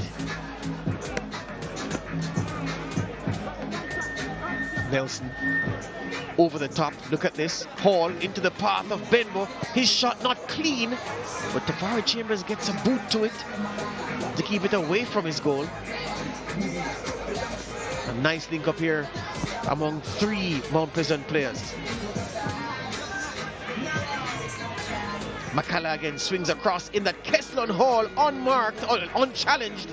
Really ought to have done better. He can only wipe his face in despair at the chance he missed. And then this, Romario Campbell to Norman Campbell. Has some space, runs into that space, uncorks a right footer that's bending all the time. But Kadeem Davis, 2 hands to it to turn it behind. That's one of the best saves I've seen so far this season. It's the best save I've seen all season. Yeah, it's tremendous. Then Beckett to Stape. What's Staple's ball? A bit careless, but collected by Talbot. Nice pass to McDonald, and watch McDonald continue his run. McDonald to Harding. Look at McDonald. Harding and Campbell exchanging passes. McDonald runs onto this back heel from Campbell, and look at that for an effort. Sumptuous. The curler beyond Kadeem Davis. Nothing the Mount Pleasant goalkeeper could have done to keep that out. Fine strike by Vivita McDonald. Would have scored some beauties for Charlie Smith in the Manning Cup competition while he was a schoolboy, but he'd be very happy with that strike. At no time was he intending to find power. All he was interested in was bending it inside the post and outside of the goalkeeper's reach. Brilliant goal. One of 3 shots that Harbourview had on target tonight. They had 7 attempts on goal overall. Mount Pleasant 10 attempts on goal, just 5 on target. 14 fouls in the match so far, 8 of them to the Mount Pleasant team. And the referee Okito Nicholson, who has already delivered 50 yellow cards and 3 red cards in 18 matches so far this season, has not gone to his pocket yet. 5 corners by Mount Pleasant so far in the match, 3 corners for Harbourview, and Harbourview 53% ball possession over Mount Pleasant. So Harbourview enjoying the first half of this fixture a lot more than they enjoyed the first half of last week's fixture when in the end they did come up with a victory over the Mount Pleasant team, but it was a hard fought victory over the Mount Pleasant team that were dominant for long periods. Harbourview snatching the victory in the end. Harbourview and their fans, one of the most, well, traditionally one of the most supportive crowds in local football, and they're out to watch their fans here tonight again. And so far, they would have been happy with what they've seen. And we have the draw for the winner. Red Stripe Football Monday is coming tonight from the Harbourview Mini Stadium. They call it the Compound. My name is Ian Quayle. Michael Bernard. Played for Harbourview the last time, 92. I'm an ardent fan of Harbourview. I'm living in Harbourview, born and grow here. Living here, the community, 49 years now. Well, most times Harbourview fans, they always ardent players. Any fans, but most Harbourview fans, they ardent players, but they're our fans and they support us, so we have to just deal with them every match day. Personally, no, not for me, you know. Supporters are supporters, you know. They pay their money to come and watch, so it's their game, it's their passion. They should do whatever they please, you know. It's for us as players to block them out, or even if you want to listen to them, whatever you think, you know. So I don't think they are too hard. Where I live, football means everything to the community. It brings joy to them, happiness, and give the community vibes whenever violence is going on. Football means everything to my community. Well, football does a lot for my community. Playing corner leagues, little competition brings a lot of people together. I mean, football and music can make violence go away, so it does a lot to my community personally. How do you react to them? Well, most times when they say positive things most times, but negatives, you don't listen to them. You just continue to play and don't focus on them, just focus on the game. If our supporters are happy. Ooh, excellent. That's a salad. Then that means we have done a good job. And you'll have to think that Harbourview has snatched it here. So we will feel good in ourselves to know that, yes, our supporters are happy. But if they are sad, most of the time that means it's a disappointing result. 3.5 years, no Harbourview victories against Arnett Gardens. Harbourview devastated. So we wouldn't be happy in ourselves as players. So every time we try to make ourselves and our supporters happy. But mainly, we know that if we play good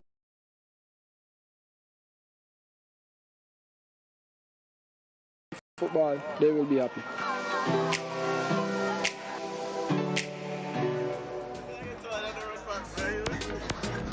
The Harbourview fans taking the spotlight tonight on our halftime feature. The NBA lives on Sportsmax and on Sportsmax on Thursday night, 8 o'clock, 9 o'clock Eastern Caribbean time. LeBron James's Los Angeles Lakers up against the Brooklyn Nets in Brooklyn. It's a doubleheader on the night on Sportsmax because at 10:30, 11:30 Eastern Caribbean time, The Portland Trailblazers will be tackling the on-the-road Dallas Mavericks. To pay for your tickets at the gate in La Liga, Valencia at home to Barcelona, Saturday morning, 10 a.m., 11 a.m. ECT on Sportsmax 2. And on Sunday, Real Madrid travel to Valladolid, Sunday, 3 p.m., 4 p.m. ECT, also on Sportsmax 2. So at halftime, Mount Pleasant traveling all the way from St. Anne for this Red Stripe Football Monday's fixture, the second week in a row that they're featuring in the Monday night game. Mount Pleasant against Harbourview. It's the home team Harbourview that are in front by 1-0. And at the moment, the live table shows Harbourview in 8th spot, just 2 points off the playoffs. And there's Jamoy Topi, former Cavalier standout, former Camperdown schoolboy standout, now with Bethlehem Steel in the USL Pro League. I wonder what's drawing his attention. We go to break. When we return, the second half, Harbourview trying to retain their 1-0 lead.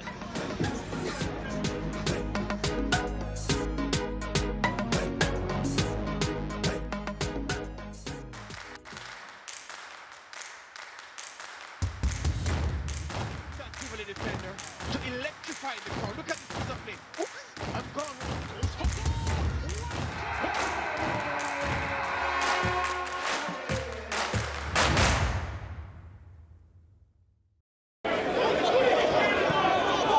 Well, here's Harbourview trying to come forward, looking for a response quickly, and they get it! 1-1 here at the compound. Poor mark. Macaulay Tulloch puts that away for the Stars of the East. Arnott's on the attack. Good cross inside. Misses everyone. What a cross. Delicious from Ronaldo Wright. Oldham. Good cross from Oldham. Reed! Arnott back in business.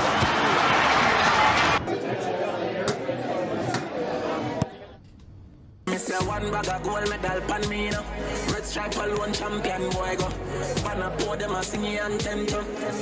Red stripe, watch out, watch out, watch out. Man, shall I make forward boy. Red stripe Premier League champion boy score. Every goal when I run from boy. Red stripe Premier League champion boy. Back down we run the marathon boy. The Red stripe Premier League champion boy. Yeah, yeah.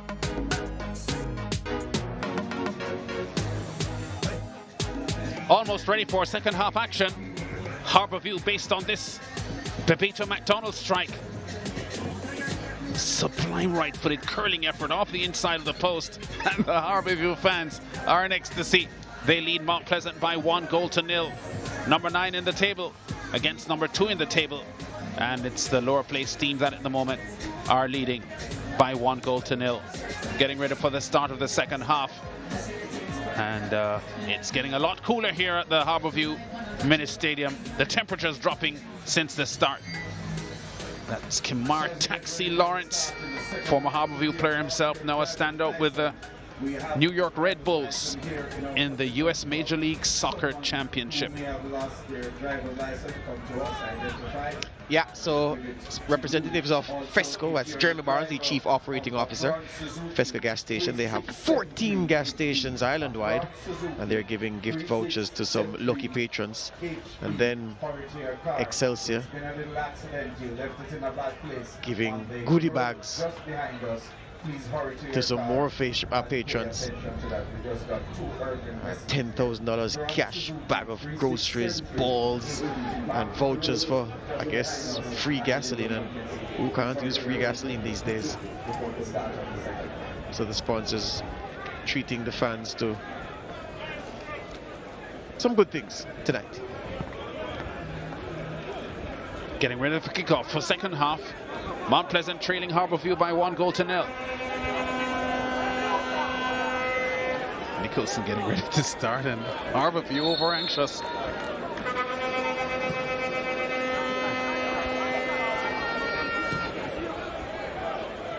Wondering what Paul Teagat Davis would have told his Mount Pleasant fans at the halftime break. Because it's the underdogs, Harbourview, that are setting the pace. Isaacs. Richie. Ling. Beckford knocked up from behind. Still has the ball, Beckford.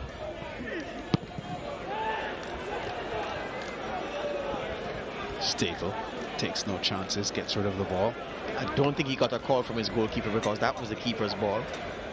But perhaps he overruled the goalkeeper, saying, look, we're both young, but I'm senior to you. Ling with the corner for Mount Pleasant.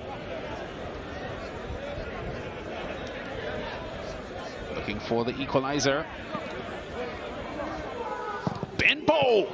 What a strike! Crashes into the goalkeeper! McCullough from the rebound fails to turn it on goal, but they've won themselves a corner, Mount Pleasant. Oh, that ball hit into goalkeeper Chambers. He didn't stop it, did he? No, what a strike. The shot hit him. Look at Bembo. No, give the goalkeeper credit. He was in position. Yeah. I think he wanted to catch it, but it was too hot to handle. Almost appeared to be turning away at the last minute. Whistle, penalty. Handball. The Harbourview defenders are saying their goalkeeper was fouled. And I don't know what Okita Nicholson will do about that, if anything, but he has indicated that it's a spot kick.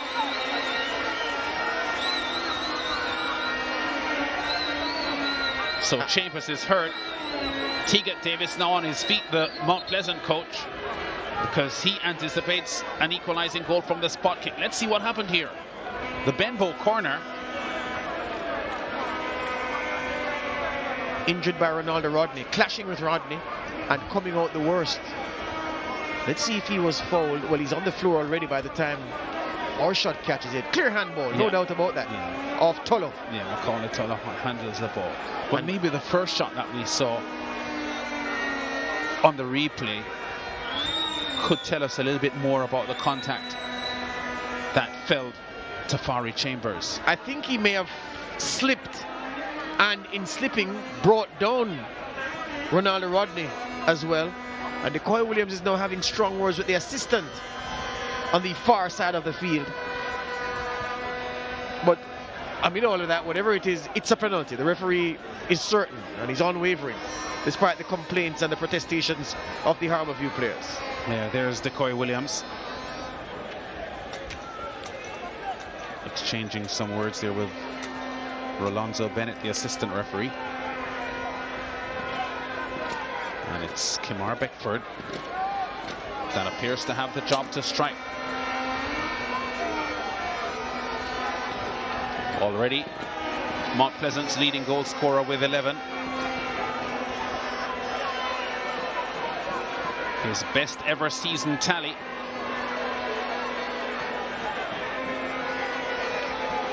With Waterhouse, 12 goals on the season. He has a chance to match that here.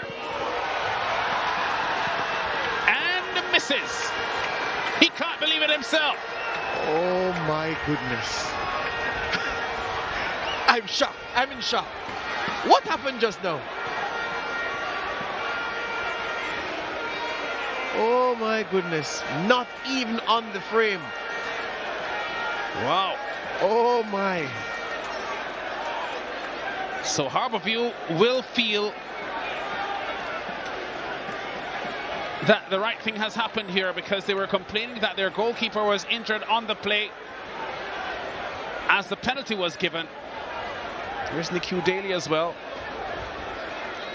former Clarendon College standout and Cavalier striker.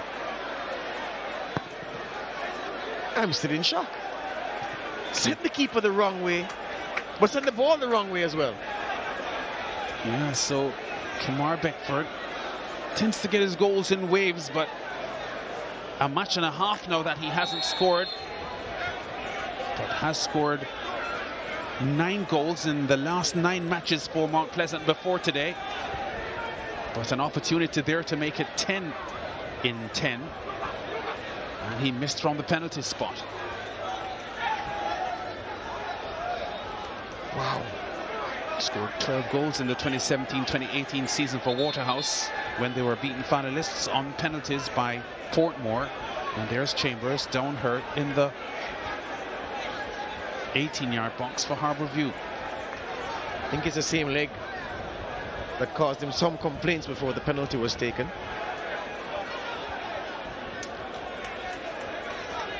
But Mount Pleasant can't even score from 12 yards. They can't. It boggles the mind playing with the quality that they've been playing with all season long. This is what happened. Ran into Rodney. Yeah. There was no infringement by Rodney. Rodney was going towards the ball. The keeper was going. They collided. Yeah. Yeah, that wasn't a foul on the goalkeeper. So that's what happened with the play that preceded the penalty. And it could be that he is still feeling the effects there. But I'm wondering how he injured his leg, because it was a shoulder-to-shoulder contact with Rodney. And he went down, and it seems to be a leg problem. Scratch that, it seems to be a foot problem. Just that it had his boot taken off. Whatever it is, Chambers is in some pain. And whatever it is, Mount Pleasant cannot score against Harbourview. I don't know why. There's Odette Hamilton, one of the leading referees, a spectator tonight. So here's how they got their penalty. The handball on Macaulay Tullow. For sure, clear handball. Yeah, clear handball. At that time, Tafari Chambers, the Harbourview goalkeeper, had already struck ground. Here's Kamar Beckford missing from the penalty spot. And the thing is, if you looked at his eyes, he was looking at the left side of the goal, so the goalkeeper thought, oh, so you're trying to look left and go right, which is why the keeper went right. But then Beckford didn't kick the ball right, meaning properly. I'm still shocked that he missed that penalty. I haven't recovered yet. Yeah, a player that has been prolific, especially from the second round coming on. Didn't start the season that well, Kamar Beckford, but when he's got his scoring boots on, the goals just kept coming. We must remember he missed an open goal last week. Mind it was a tough chance, but it was an open goal that he was asked to head into. Missed that chance for Mount Pleasant. That was with the game at 0-0. My producer's reminding me that Jeremy Nelson is a spot kick taker when he was at Malines, and you noted that he scored 5 of his 6 goals from the penalty spot. But guess what? He's the new boy. Yeah. This is his first game for Malines United. The seniors pull rank. Yeah. And I wouldn't be upset if Kamara Beckford, my 11 goal man, my leading goal scorer, one of the leading goal scorers in the league, demands a penalty. I'd expect him to take it. Yeah.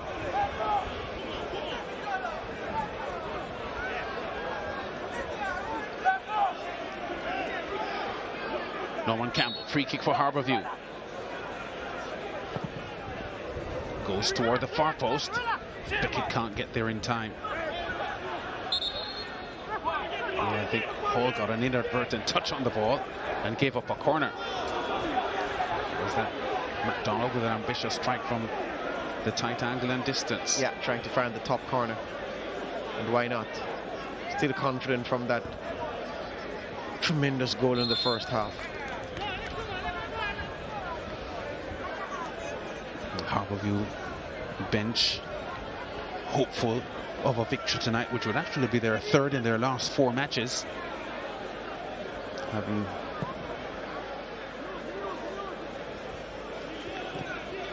won over Portmore in their last fixture in December. Excellent tackle from Staple, cuts Benbow down. I thought that was a foul, Lance. But he got ball. But got man first. Let's see.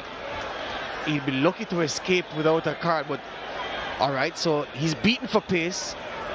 Benbow is coming in, got the ball, yes, but he got the leg as well.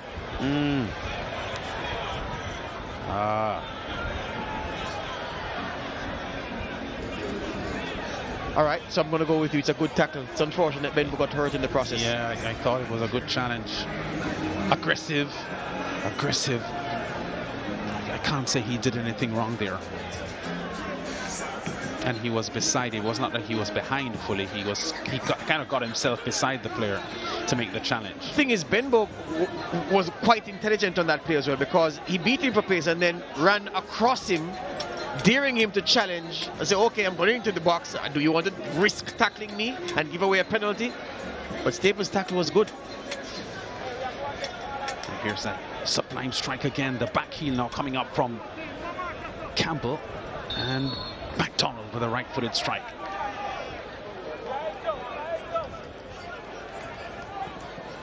Corner. Waver to the far post, and Conitola taking no chances.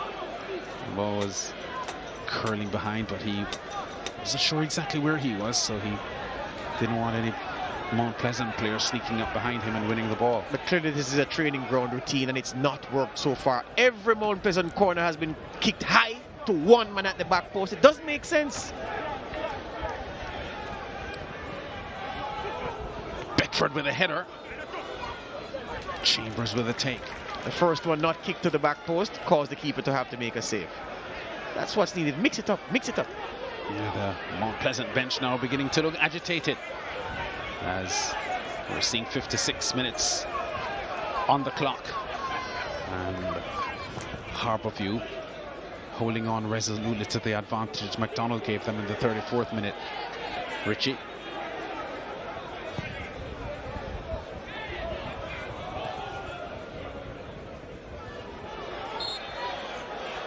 Fall there on Hardy by Keston Hall. Has been disappointing tonight, Keston Hall. I've seen him play some good games for the team in blue, but not so far tonight. And he missed their best chance in the first half from that free header. If Teagat Davis makes a change anytime soon, I'm sure it will be an attacking change, and Hall may be a candidate to be hooked first. Too much weight on that pass from Lang.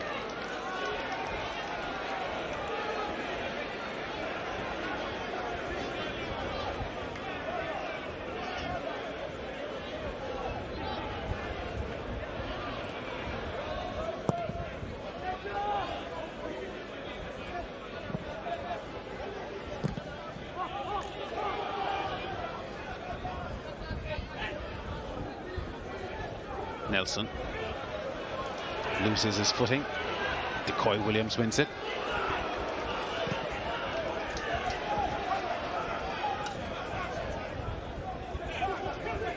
McCalla. Ritchie. Lane. Nelson.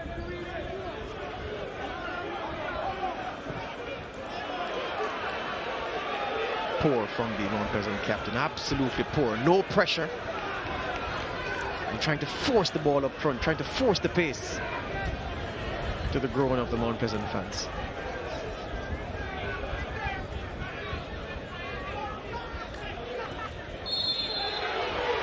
Fall on McDonald. The Mount Pleasant fans don't like the call. Free kick to Harbourview.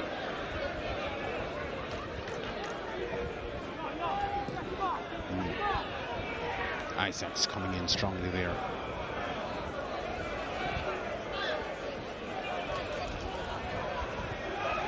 Staple trying to get by McCalla.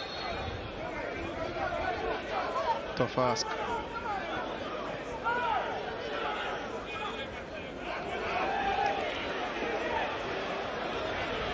Nelson robbed of the ball by Campbell's speed.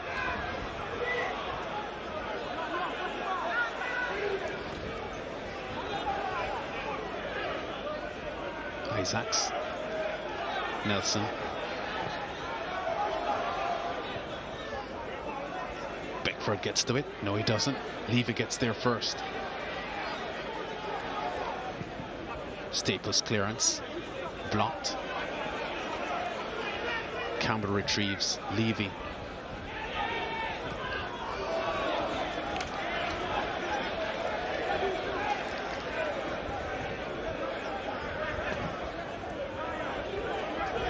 It's a good crowd in tonight, and the point always made by Harbourview's general manager Clyde Judine is because this is the only club stadium with seating right around The crowd tends to spread out, so it doesn't look as packed as some other venues can. That's right. Which have only 2 stands or 1 stand. To the sides. To the sides. Benbow doesn't have the legs to get to that pass. And some signs of frustration now creeping into the Mount Pleasant team as we pass the hour mark. I just had to button my jacket, Lance. It's getting rather nippy here at our commentary point. Yeah, it is. They were favourites to win last week, Mount Pleasant, against this Harbourview team right here, and they lost. They were considered favourites to win this rematch tonight, and they're trailing. Our producers should know that a cup of tea would be welcome. Make that 2 cups each.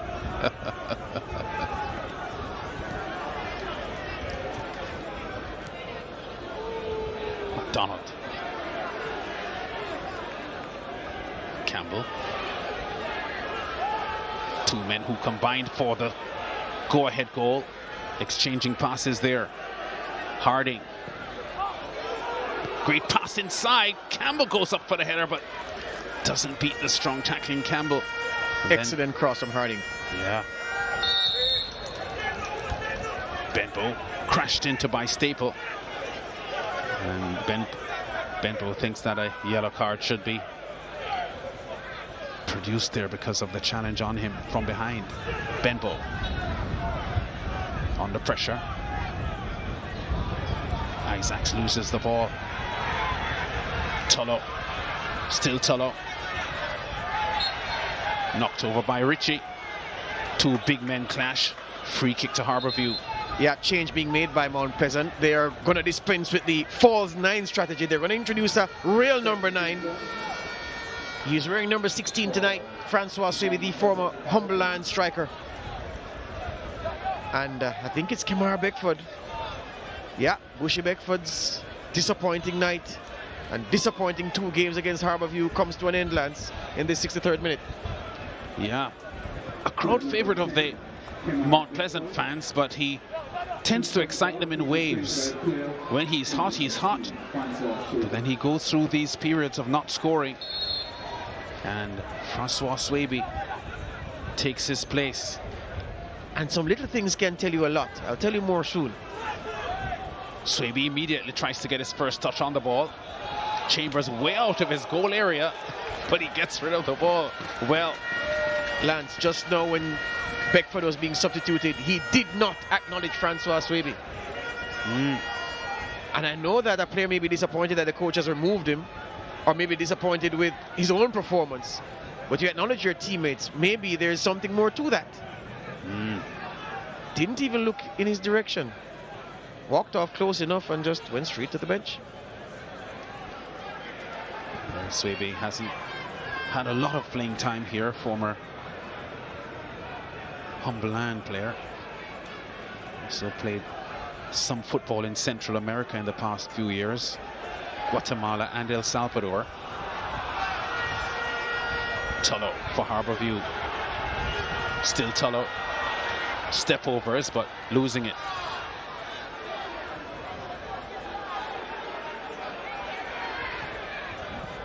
Leng.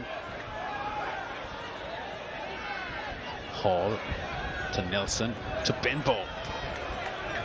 Benbow's pace troubles Staple.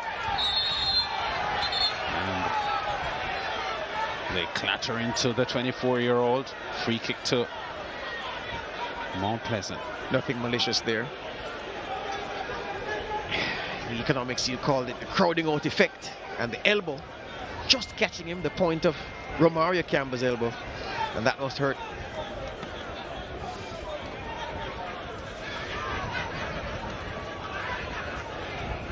Harbourview look really up for it tonight, though, Lance, you must say. Yeah.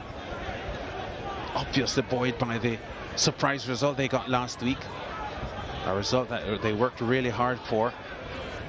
The 1-0 victory. And now they're 35 minutes away from another result here against the high-flying Mount Pleasant.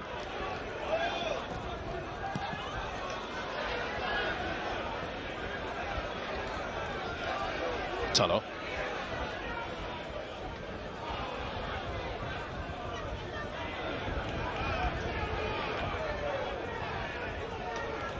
Yeah, Harbourview looking really measured now. And they know that they've got the game, and Mount Pleasant is a team that has to do the chasing. Levy does well. Campbell has pace. Gets by Isaacs even though he was fouled. Campbell still. Levy from the near post. Blocked. Richie gets it away. Mount Pleasant in transition now. Oh, Nelson. Wayward pass. Campbell down in the box. The contact he took when he hurdled that tackle from it may have been Isaacs. Now feeling the effects of that. Maybe the knee, maybe the shin. That's the calf. This is the play. Isaacs coming across to put out a fire and gets a piece of Norman Campbell, who bravely keeps his feet, plays in Levy, who's looking for the cutback. Luca Levy, excellent first touch to buy himself some space. But Ladale Ritchie getting a piece of it, and Ronaldo Rodney getting the chance to clean up.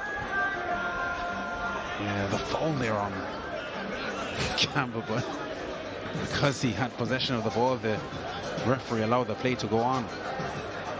The advantage had remained with Harbourview, but Campbell is in pain. The Isaacs challenge on him was pretty fierce.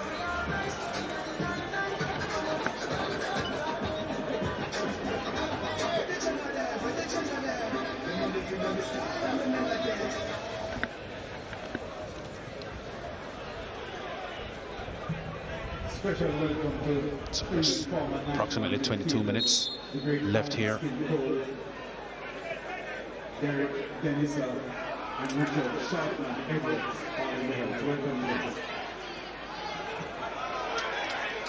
Great challenge there from Staple, just putting the brakes on the advance of Nelson for Mount Pleasant. Wow. Yeah, yellow card is going to come out here for Nelson. I think frustration getting the better of him there. Yeah. Wanting to impress his new teammates, his new coaches. Lost possession rather cheaply here. Roughed up by Staple. Bad touch and going in hard on Luca Levy.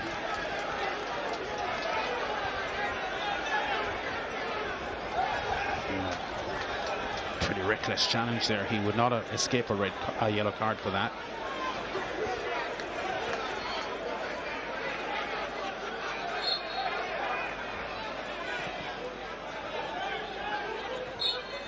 Whistle again from referee Nicholson. Don't think Ricardo Campbell and Ladale Ritchie have had a chasing from a centre forward as Tullow has given them so far tonight. Really has won those physical battles with those two rugged centre halves. Tullow has. Campbell. Oh, too much weight on the pass, sends McDonald a bit back. McDonald's pass inside, not finding its target. Hall. Oh, gives the ball away. McDonald gives it back. Good pass forward. Pressure there on the big man Swaby, who has just come on. Yeah, not known for his pace, Francois Swaby, but did have enough to get that cross going, and good defending to smother it. Corner to Mount Pleasant. Just over 20 minutes remaining now.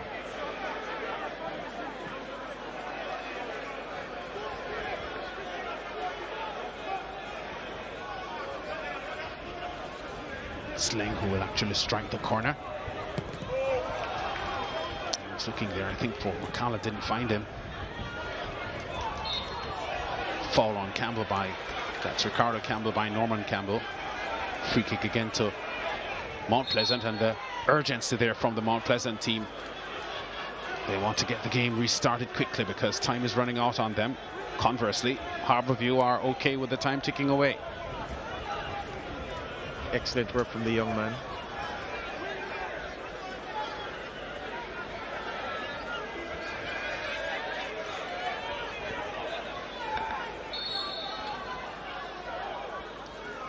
Campbell to Ritchie.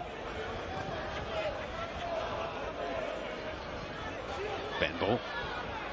Leng. The cross inside. There's Nelson lurking. But too close to goalkeeper Chambers, who made no mistake, clutching onto the ball for dear life. As the Mount Pleasant owner works on his fingernails. Can't believe that he would have traveled so far for the second week running to leave empty-handed. That's what's on the cards now. A lot of football left, though, it must be said.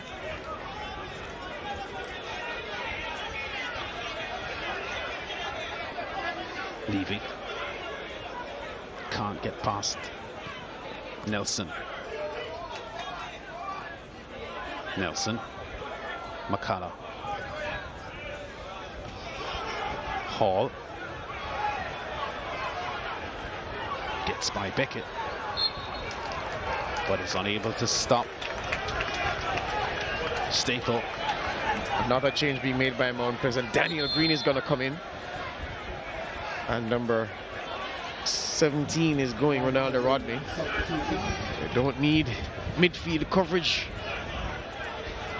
They need goals. And they brought a front man to prompt and score goals, hopefully, from a Mount Pleasant perspective. Hall looks for Swaby. Too far in front of Swaby. Actually, he was looking for Benbow, but the ball didn't bend.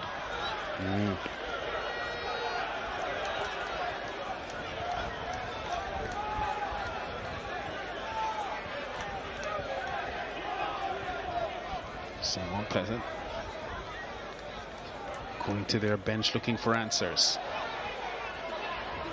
First, Swaby on. And then now Green is on. Two attacking changes. Green doesn't get by the strong tackling of Johnny Talbot.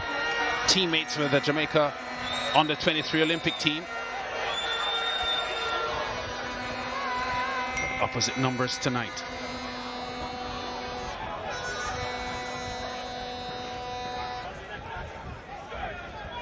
Nelson. McCullough. Goes for goal, but wide. Yeah, Mount Pleasant looking desperate now. They're seeing this Harbourview team frustrate them with the result last week, and so far tonight they just can't get the measure of them. Something you don't see Sule McCullough doing often. Checking in on the right foot. He's heavily left-footed, but just trying anything, hoping for some luck. And I remind the viewers that Kemar Beckford missed a penalty. Yeah.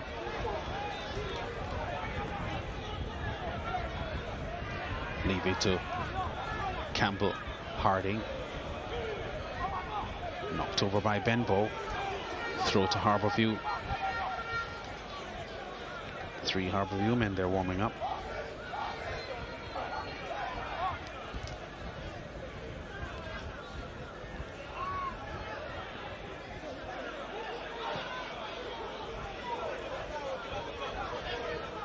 Hall retrieves. McCullough.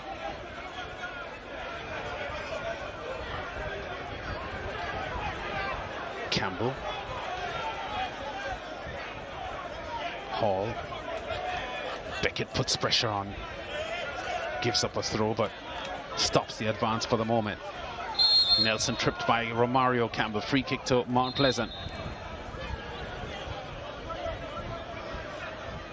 Ritchie goes wide to Leng. Leng further wide to Benbow. Beckett gets in the way of the ball. Heading there for Jeremy Nelson.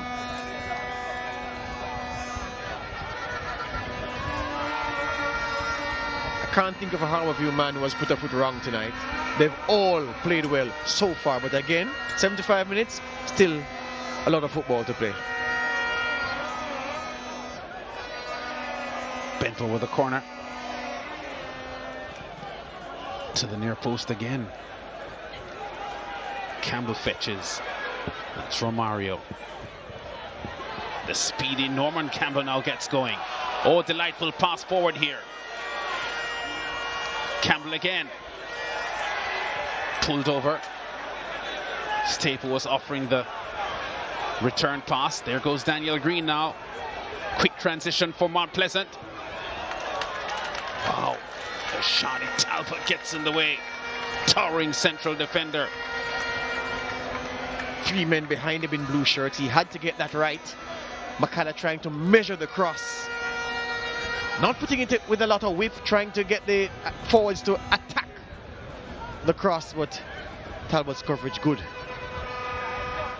Yeah, very, very cool wind now at the Harbourview Mini Stadium. Green's corner, a good one. Chambers has to come charging out, hurts himself in the process. And referee Nicholson wants some medical attention for Chambers. Yeah, McCalla protesting his innocence, saying, I did nothing. Yeah. But one of the few testing corners we've seen from the Mount Pleasant team. Most of the Mount Pleasant corners have been either to the near post or way over to the far post. Yeah, they've not mixed it up well at all. The set piece delivery has been poor tonight.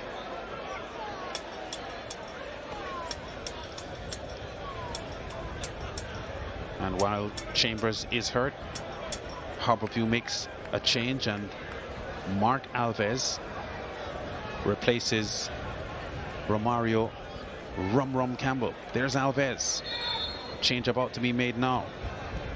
Alves has scored 3 times against Mount Pleasant in the past year. So he knows a thing or two about breaching the Mount Pleasant defense. He comes out, he's replaced by player number 20, Mark Alves.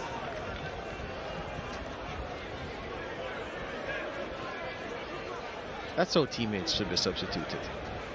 Yeah.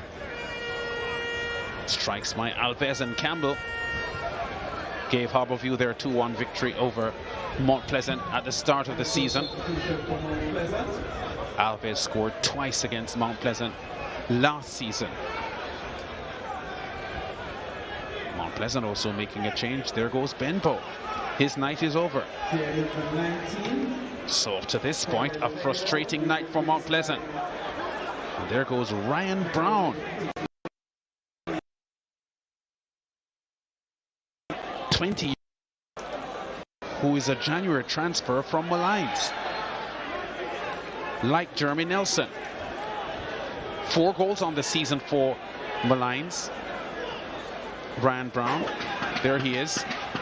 So Mount Pleasant benefiting from a couple of Malines transfers. And there's the dejected looking Cardell Benbow.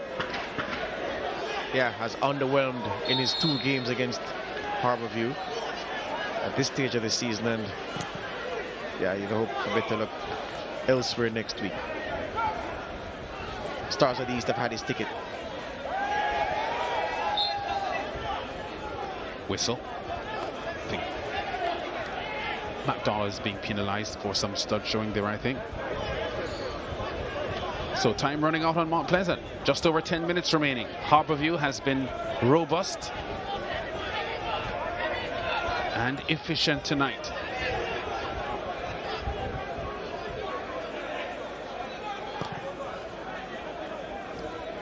Leng does well. Tumbles over from the challenge. Free kick won by Mount Pleasant from fairly high out. John-Luca Levy going into the book.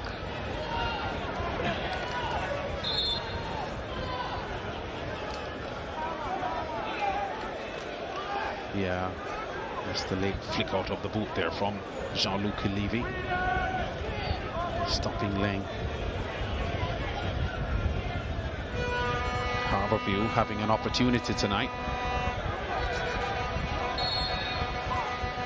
of recording back-to-back wins for only the 2nd time this season. Nelson. Ling. Harding gets in the way. Alves to Campbell. Campbell has pace to keep the ball in.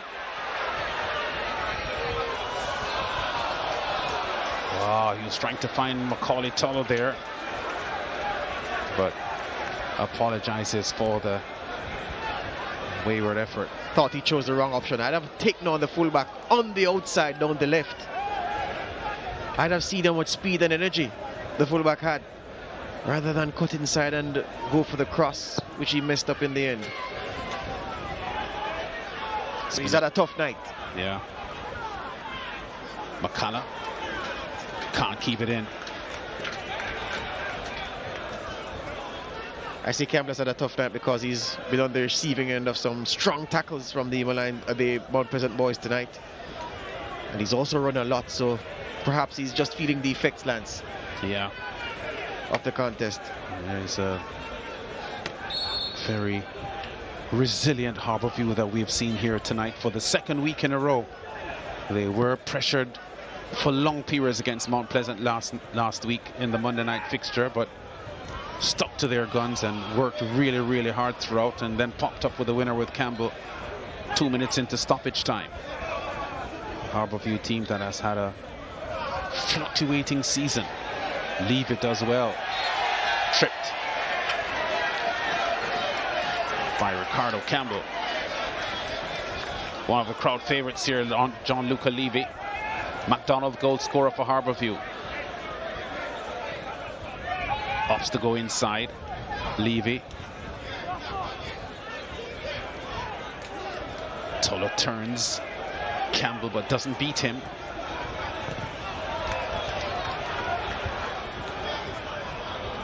Great pass. Kesslon Hall slides it inside quickly.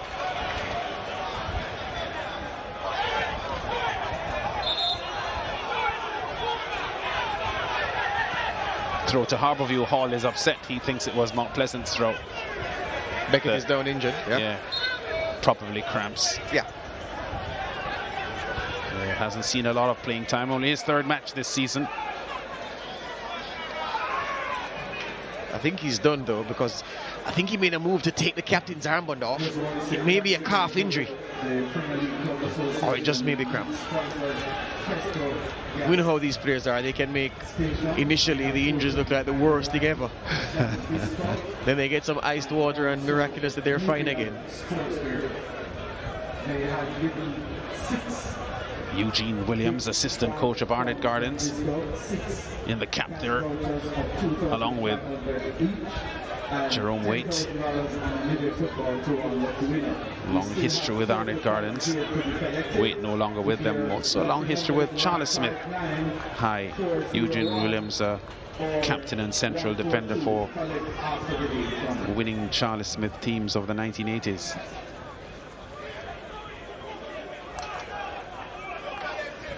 Macaulay Tulloh hustled off the ball by 3 Mount Pleasant men crowding him.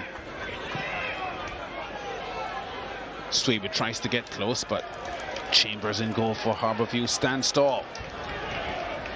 Harbourview just under 6 minutes away from recording only their second back-to-back win of the season. They started off the season with a 2-1 win over Mount Pleasant and a 3-0 win over Cavalier, but they have not since then been able to record back-to-back wins in a fluctuating season that included a 7-0 loss to Waterhouse in mid-September. But they are beginning to repair the damage, this Harbourview team, and now looking for a playoff spot. Brown tries to set the ball to the top of the box, but there's no one there except for a Harbourview man, McDonald. He wastes the ball. Wow. Oh, he'll be disappointed with that. He was unchallenged. What a bad decision. Yeah, that was an unforced error. Wow. Staple taking no prisoners. Has been sharp all night. Mr. Staple hasn't lost many challenges, many duels one-on-one. Always there with a decisive interception. He's played really, really well against a top left back at this level.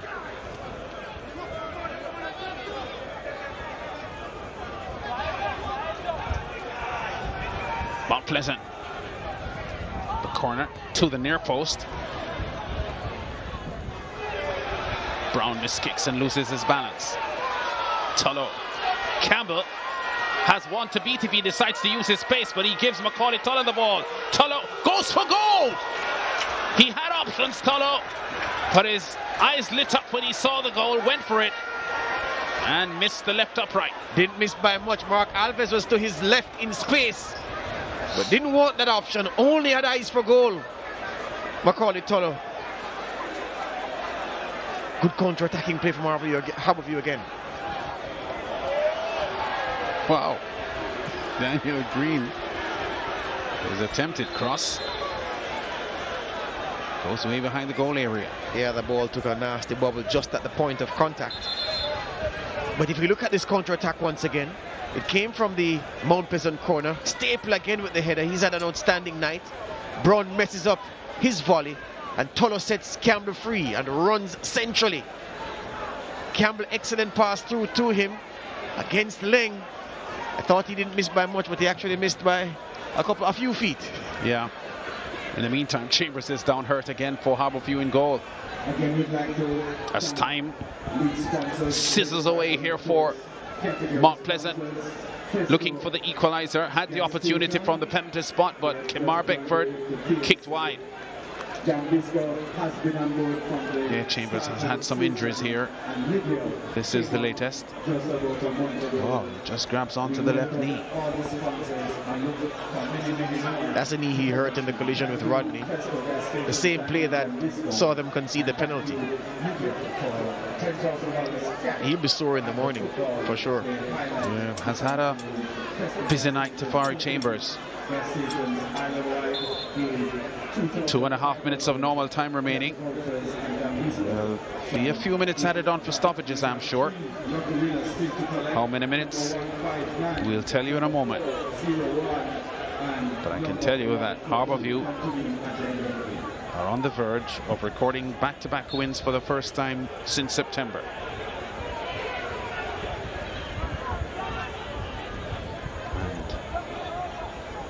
Another statement for their new coach, Lottie Bernard.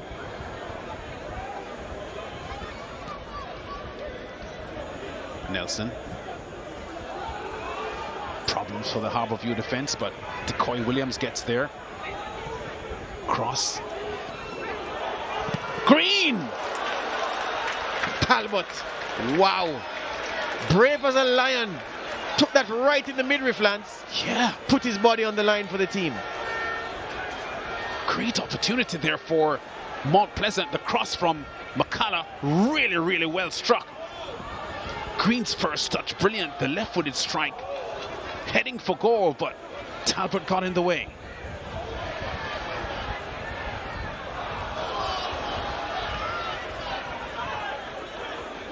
Isaacs. Overhit that one. Staple gets in the way. Staple has had a tremendous night tonight.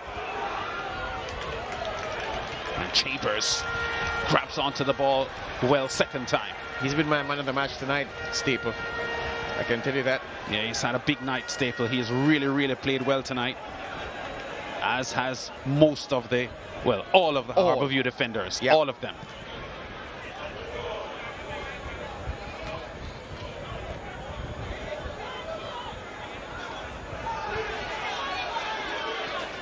Campbell loses his footing and the ball.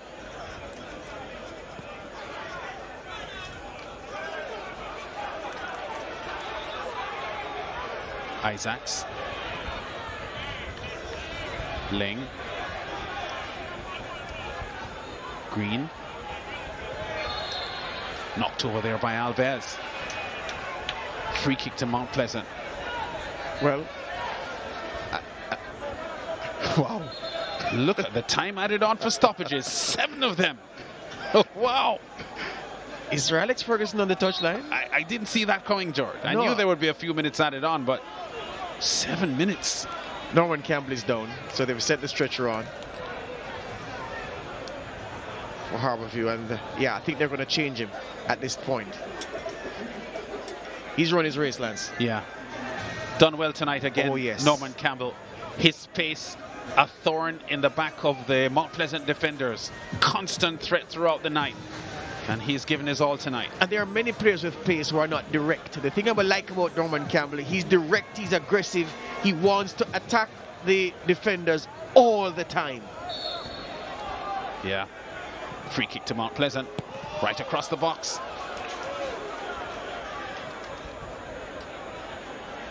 Throw. Leng will take it. There's time here for Mount Pleasant still.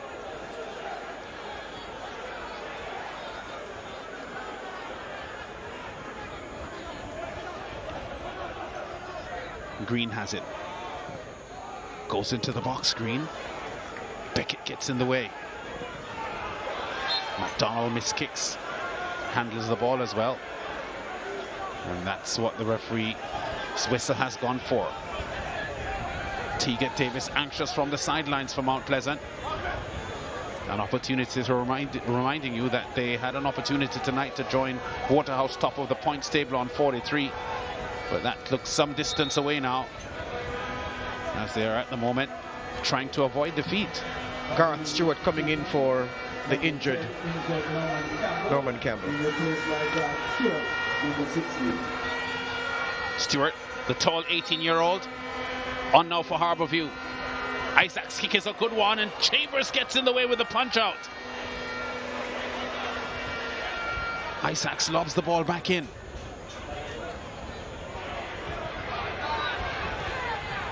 Harbourview in transition, but they've lost it. Isaacs goes wide over to the right, looking for Ryan Brown. Wow, Talbot with an aggressive clearance. Talbot enters the conversation for man of the match tonight as well. Talbot, Staple, Harding, the goalkeeper. Pick one. Decoy Williams has been key when he has to be, when he's had to be. And the front players have also, Levy has played very well in that midfield, John-Luca Levy. Yeah, good precise passing, good reader of the game, John-Luca Levy. But Harbourview about to be rewarded tonight for another robust effort. Header toward goal, but Chambers has an easy take. I mean, Chambers has made a lot of saves, but most of those have been regulation saves, you'd say.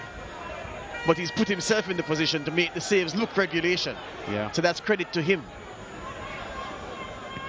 Header on goal, what a strike! Sula Makala! It's stoppage time! Brings Mount Pleasant level, and what a game we have tonight for the second week in a row. We've seen a stoppage time goal. Last week it was Harbourview. Tonight, Mount Pleasant, and their trip to Kingston may not have been in vain after all. A header worthy of winning a game, and a header certainly worthy of winning points. Look at that for accuracy, pinpoint accuracy. Daniel Green's cross was big. Sule Makana came from the blind side. None of the defenders saw him, and he really twisted his neck and gave the keeper absolutely no chance. Addison Becker, David De Gea, pick your choice of goalkeeper. Don't think any of them would have kept that out. The ex-Portmore man gets his third goal of the season, and a vital one to boot, as it brings Mount Pleasant level 4 minutes into stoppage time.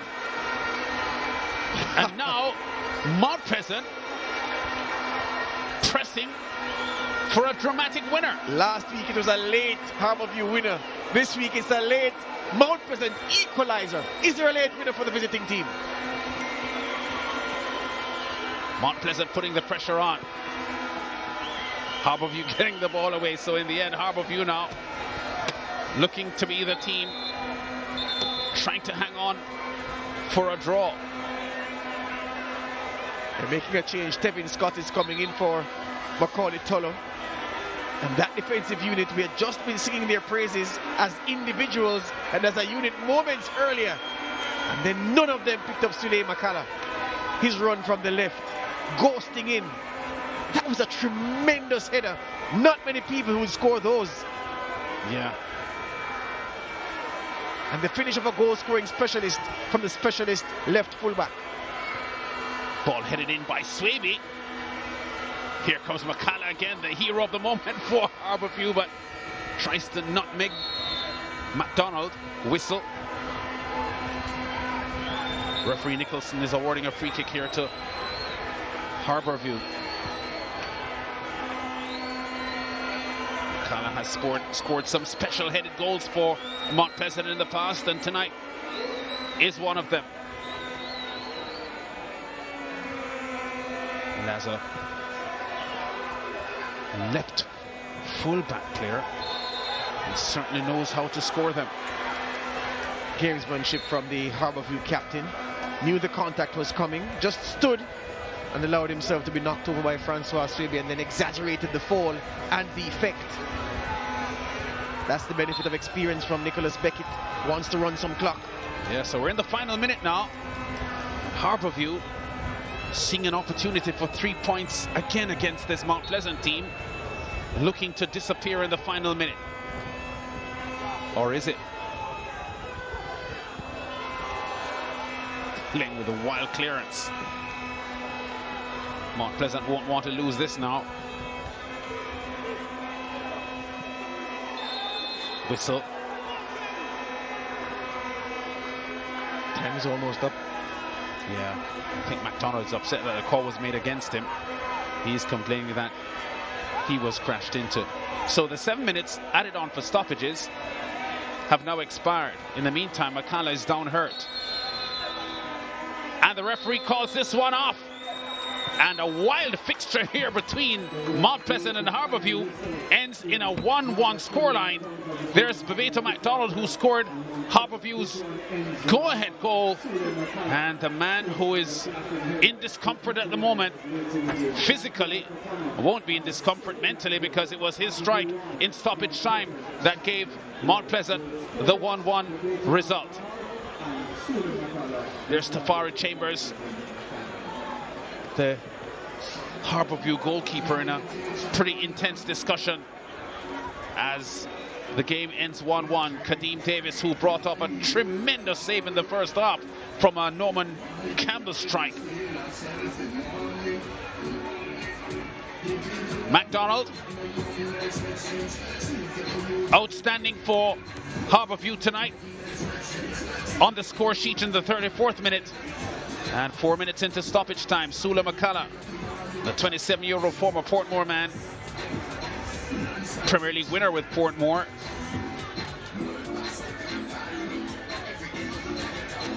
gets the equal.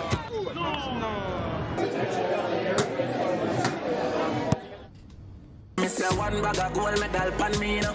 Red stripe alone champion boy go. Pan a pour them a sing anthem to.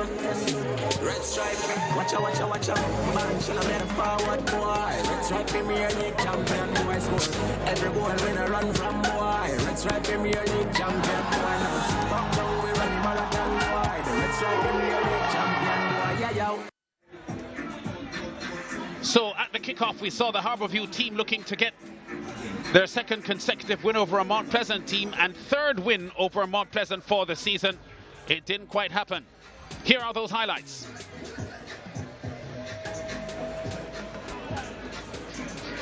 A pretty tame start to the fixture here. Mount Pleasant on the attack early though. Nelson, the new man from Malines, to Beckford. Beckford's cross inside.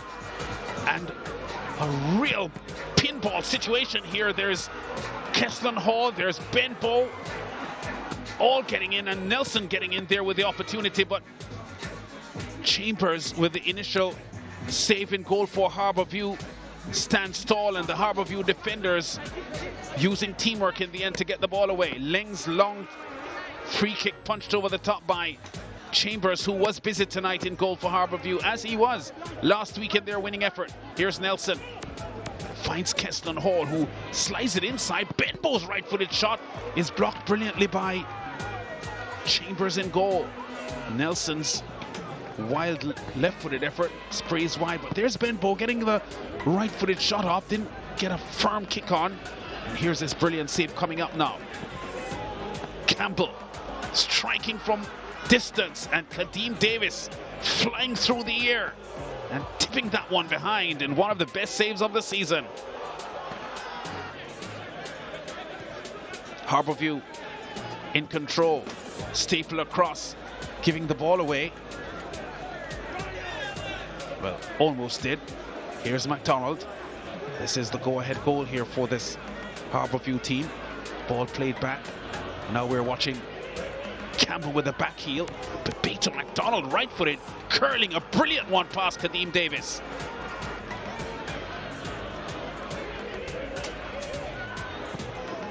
That was a shot of high quality.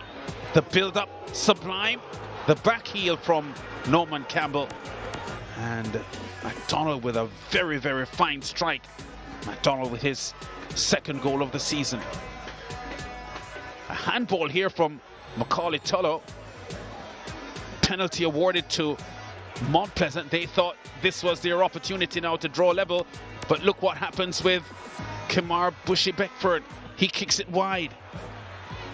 Goalkeeper had gone the wrong way, and Beckford, 11 goals on the season for Mount Pleasant, by far their leading goal scorer. 9 goals in 9 matches coming into this fixture. You would have expected him to strike on target from there, but he missed. And there's the equalizing goal in stoppage time from Sula McCalla, the former Portmore man, with a real neatly placed header. Chambers in goal for Harbourview had no chance. McCalla breaching the Harbourview defense and getting the equalizing goal 4 minutes into stoppage time. So Mount Pleasant claimed their first points from Harbourview this season after losing to them in September and last week. 8 shots attempted on goal by Harbourview, 3 of them on target. 14 shots attempted on goal by Mount Pleasant, 8 of them on target. 29 fouls in the match, 16 of them coming from Mount Pleasant players. 1 yellow card each in the game for both teams. 14 corners forced by Mount Pleasant, 7 by Harbourview, and Harbourview had more time on the ball, 55%. And Sula McCalla is our man of the match with George Davis. Thank you, Lance. I'm here with our man of the match, Sule McCalla. His header meant Mount Pleasant, who are steering a second consecutive defeat against Harbourview in the face, leave here with a point. Sule, this trophy is yours. Well, first of all, tell me about that header. Well, you know, I always put myself in good position so I can help my team. Last week disappointing, this week perhaps disappointing again. Yeah, I'm disappointed because, you know, from first half we've been getting a lot of chances, but failed to put them away. Based on where you are on the table, though, you are satisfied with where you are and that you can maintain this position, securing playoff football? Yeah, kind of comfortable, yes, but we want to be number 1, but kind of good where we're at. Congratulations on your award and better luck next time. All right, thank you. Sule McCalla there, the man of the match, walking away with the trophy. So 1-1 at the end of the game. 7 days ago, it was 1-0, Harbourview, the home side. Walking to the shot, Paul. Well, I just wanted to tell me, how did the game look from where you sat on the bench? It was a beautiful game. To be honest, it was fast, attractive, end to end, you know, and that's how we in the first half we should have won the game, take it in front of them, you know, but we missed up. They score and put on a little pressure. The last 25-30 minutes, I think we pushed them back, you know. So we look the fitter team then tonight. Absolutely. So well, better luck next time. Definitely. Paul Teagat Davis here, thank you. The coach of the Mount Pleasant team, technical director, to give him his full title. The head coach of the Harbourview Football Club walks in. Coach, last week it was you with the late sucker punch, and this week you're the victim. Yeah, man. I guess Mount Pleasant had no other choice but to really throw everything at us and really hope for the best, you know. I think we were a little bit of inexperience got our wing back in the play, you know, and he got blocked out. But such is life. I think we were very valiant in defense. We would have wanted the insurance, but we expected Mount Pleasant to really be piling the numbers, and they have quality players, you know, so if we slip, we know we're going to get hurt. But it was a good thing that we got the goal from early. It could set the tone for the game. But all in all, I like what I got from the boys from early, and I think this is a good platform to build on. All right, Coach, better luck next time. Thank you very much for your time. That's Ludlow Bernard, the head coach of Harbourview. That's it for us here at the Harbourview Mini Stadium. 2 consecutive weeks, Mount Pleasant and Harbourview. Last week, the home team won 1-0. This week, a late goal from the travelling team. 1-1, the final score.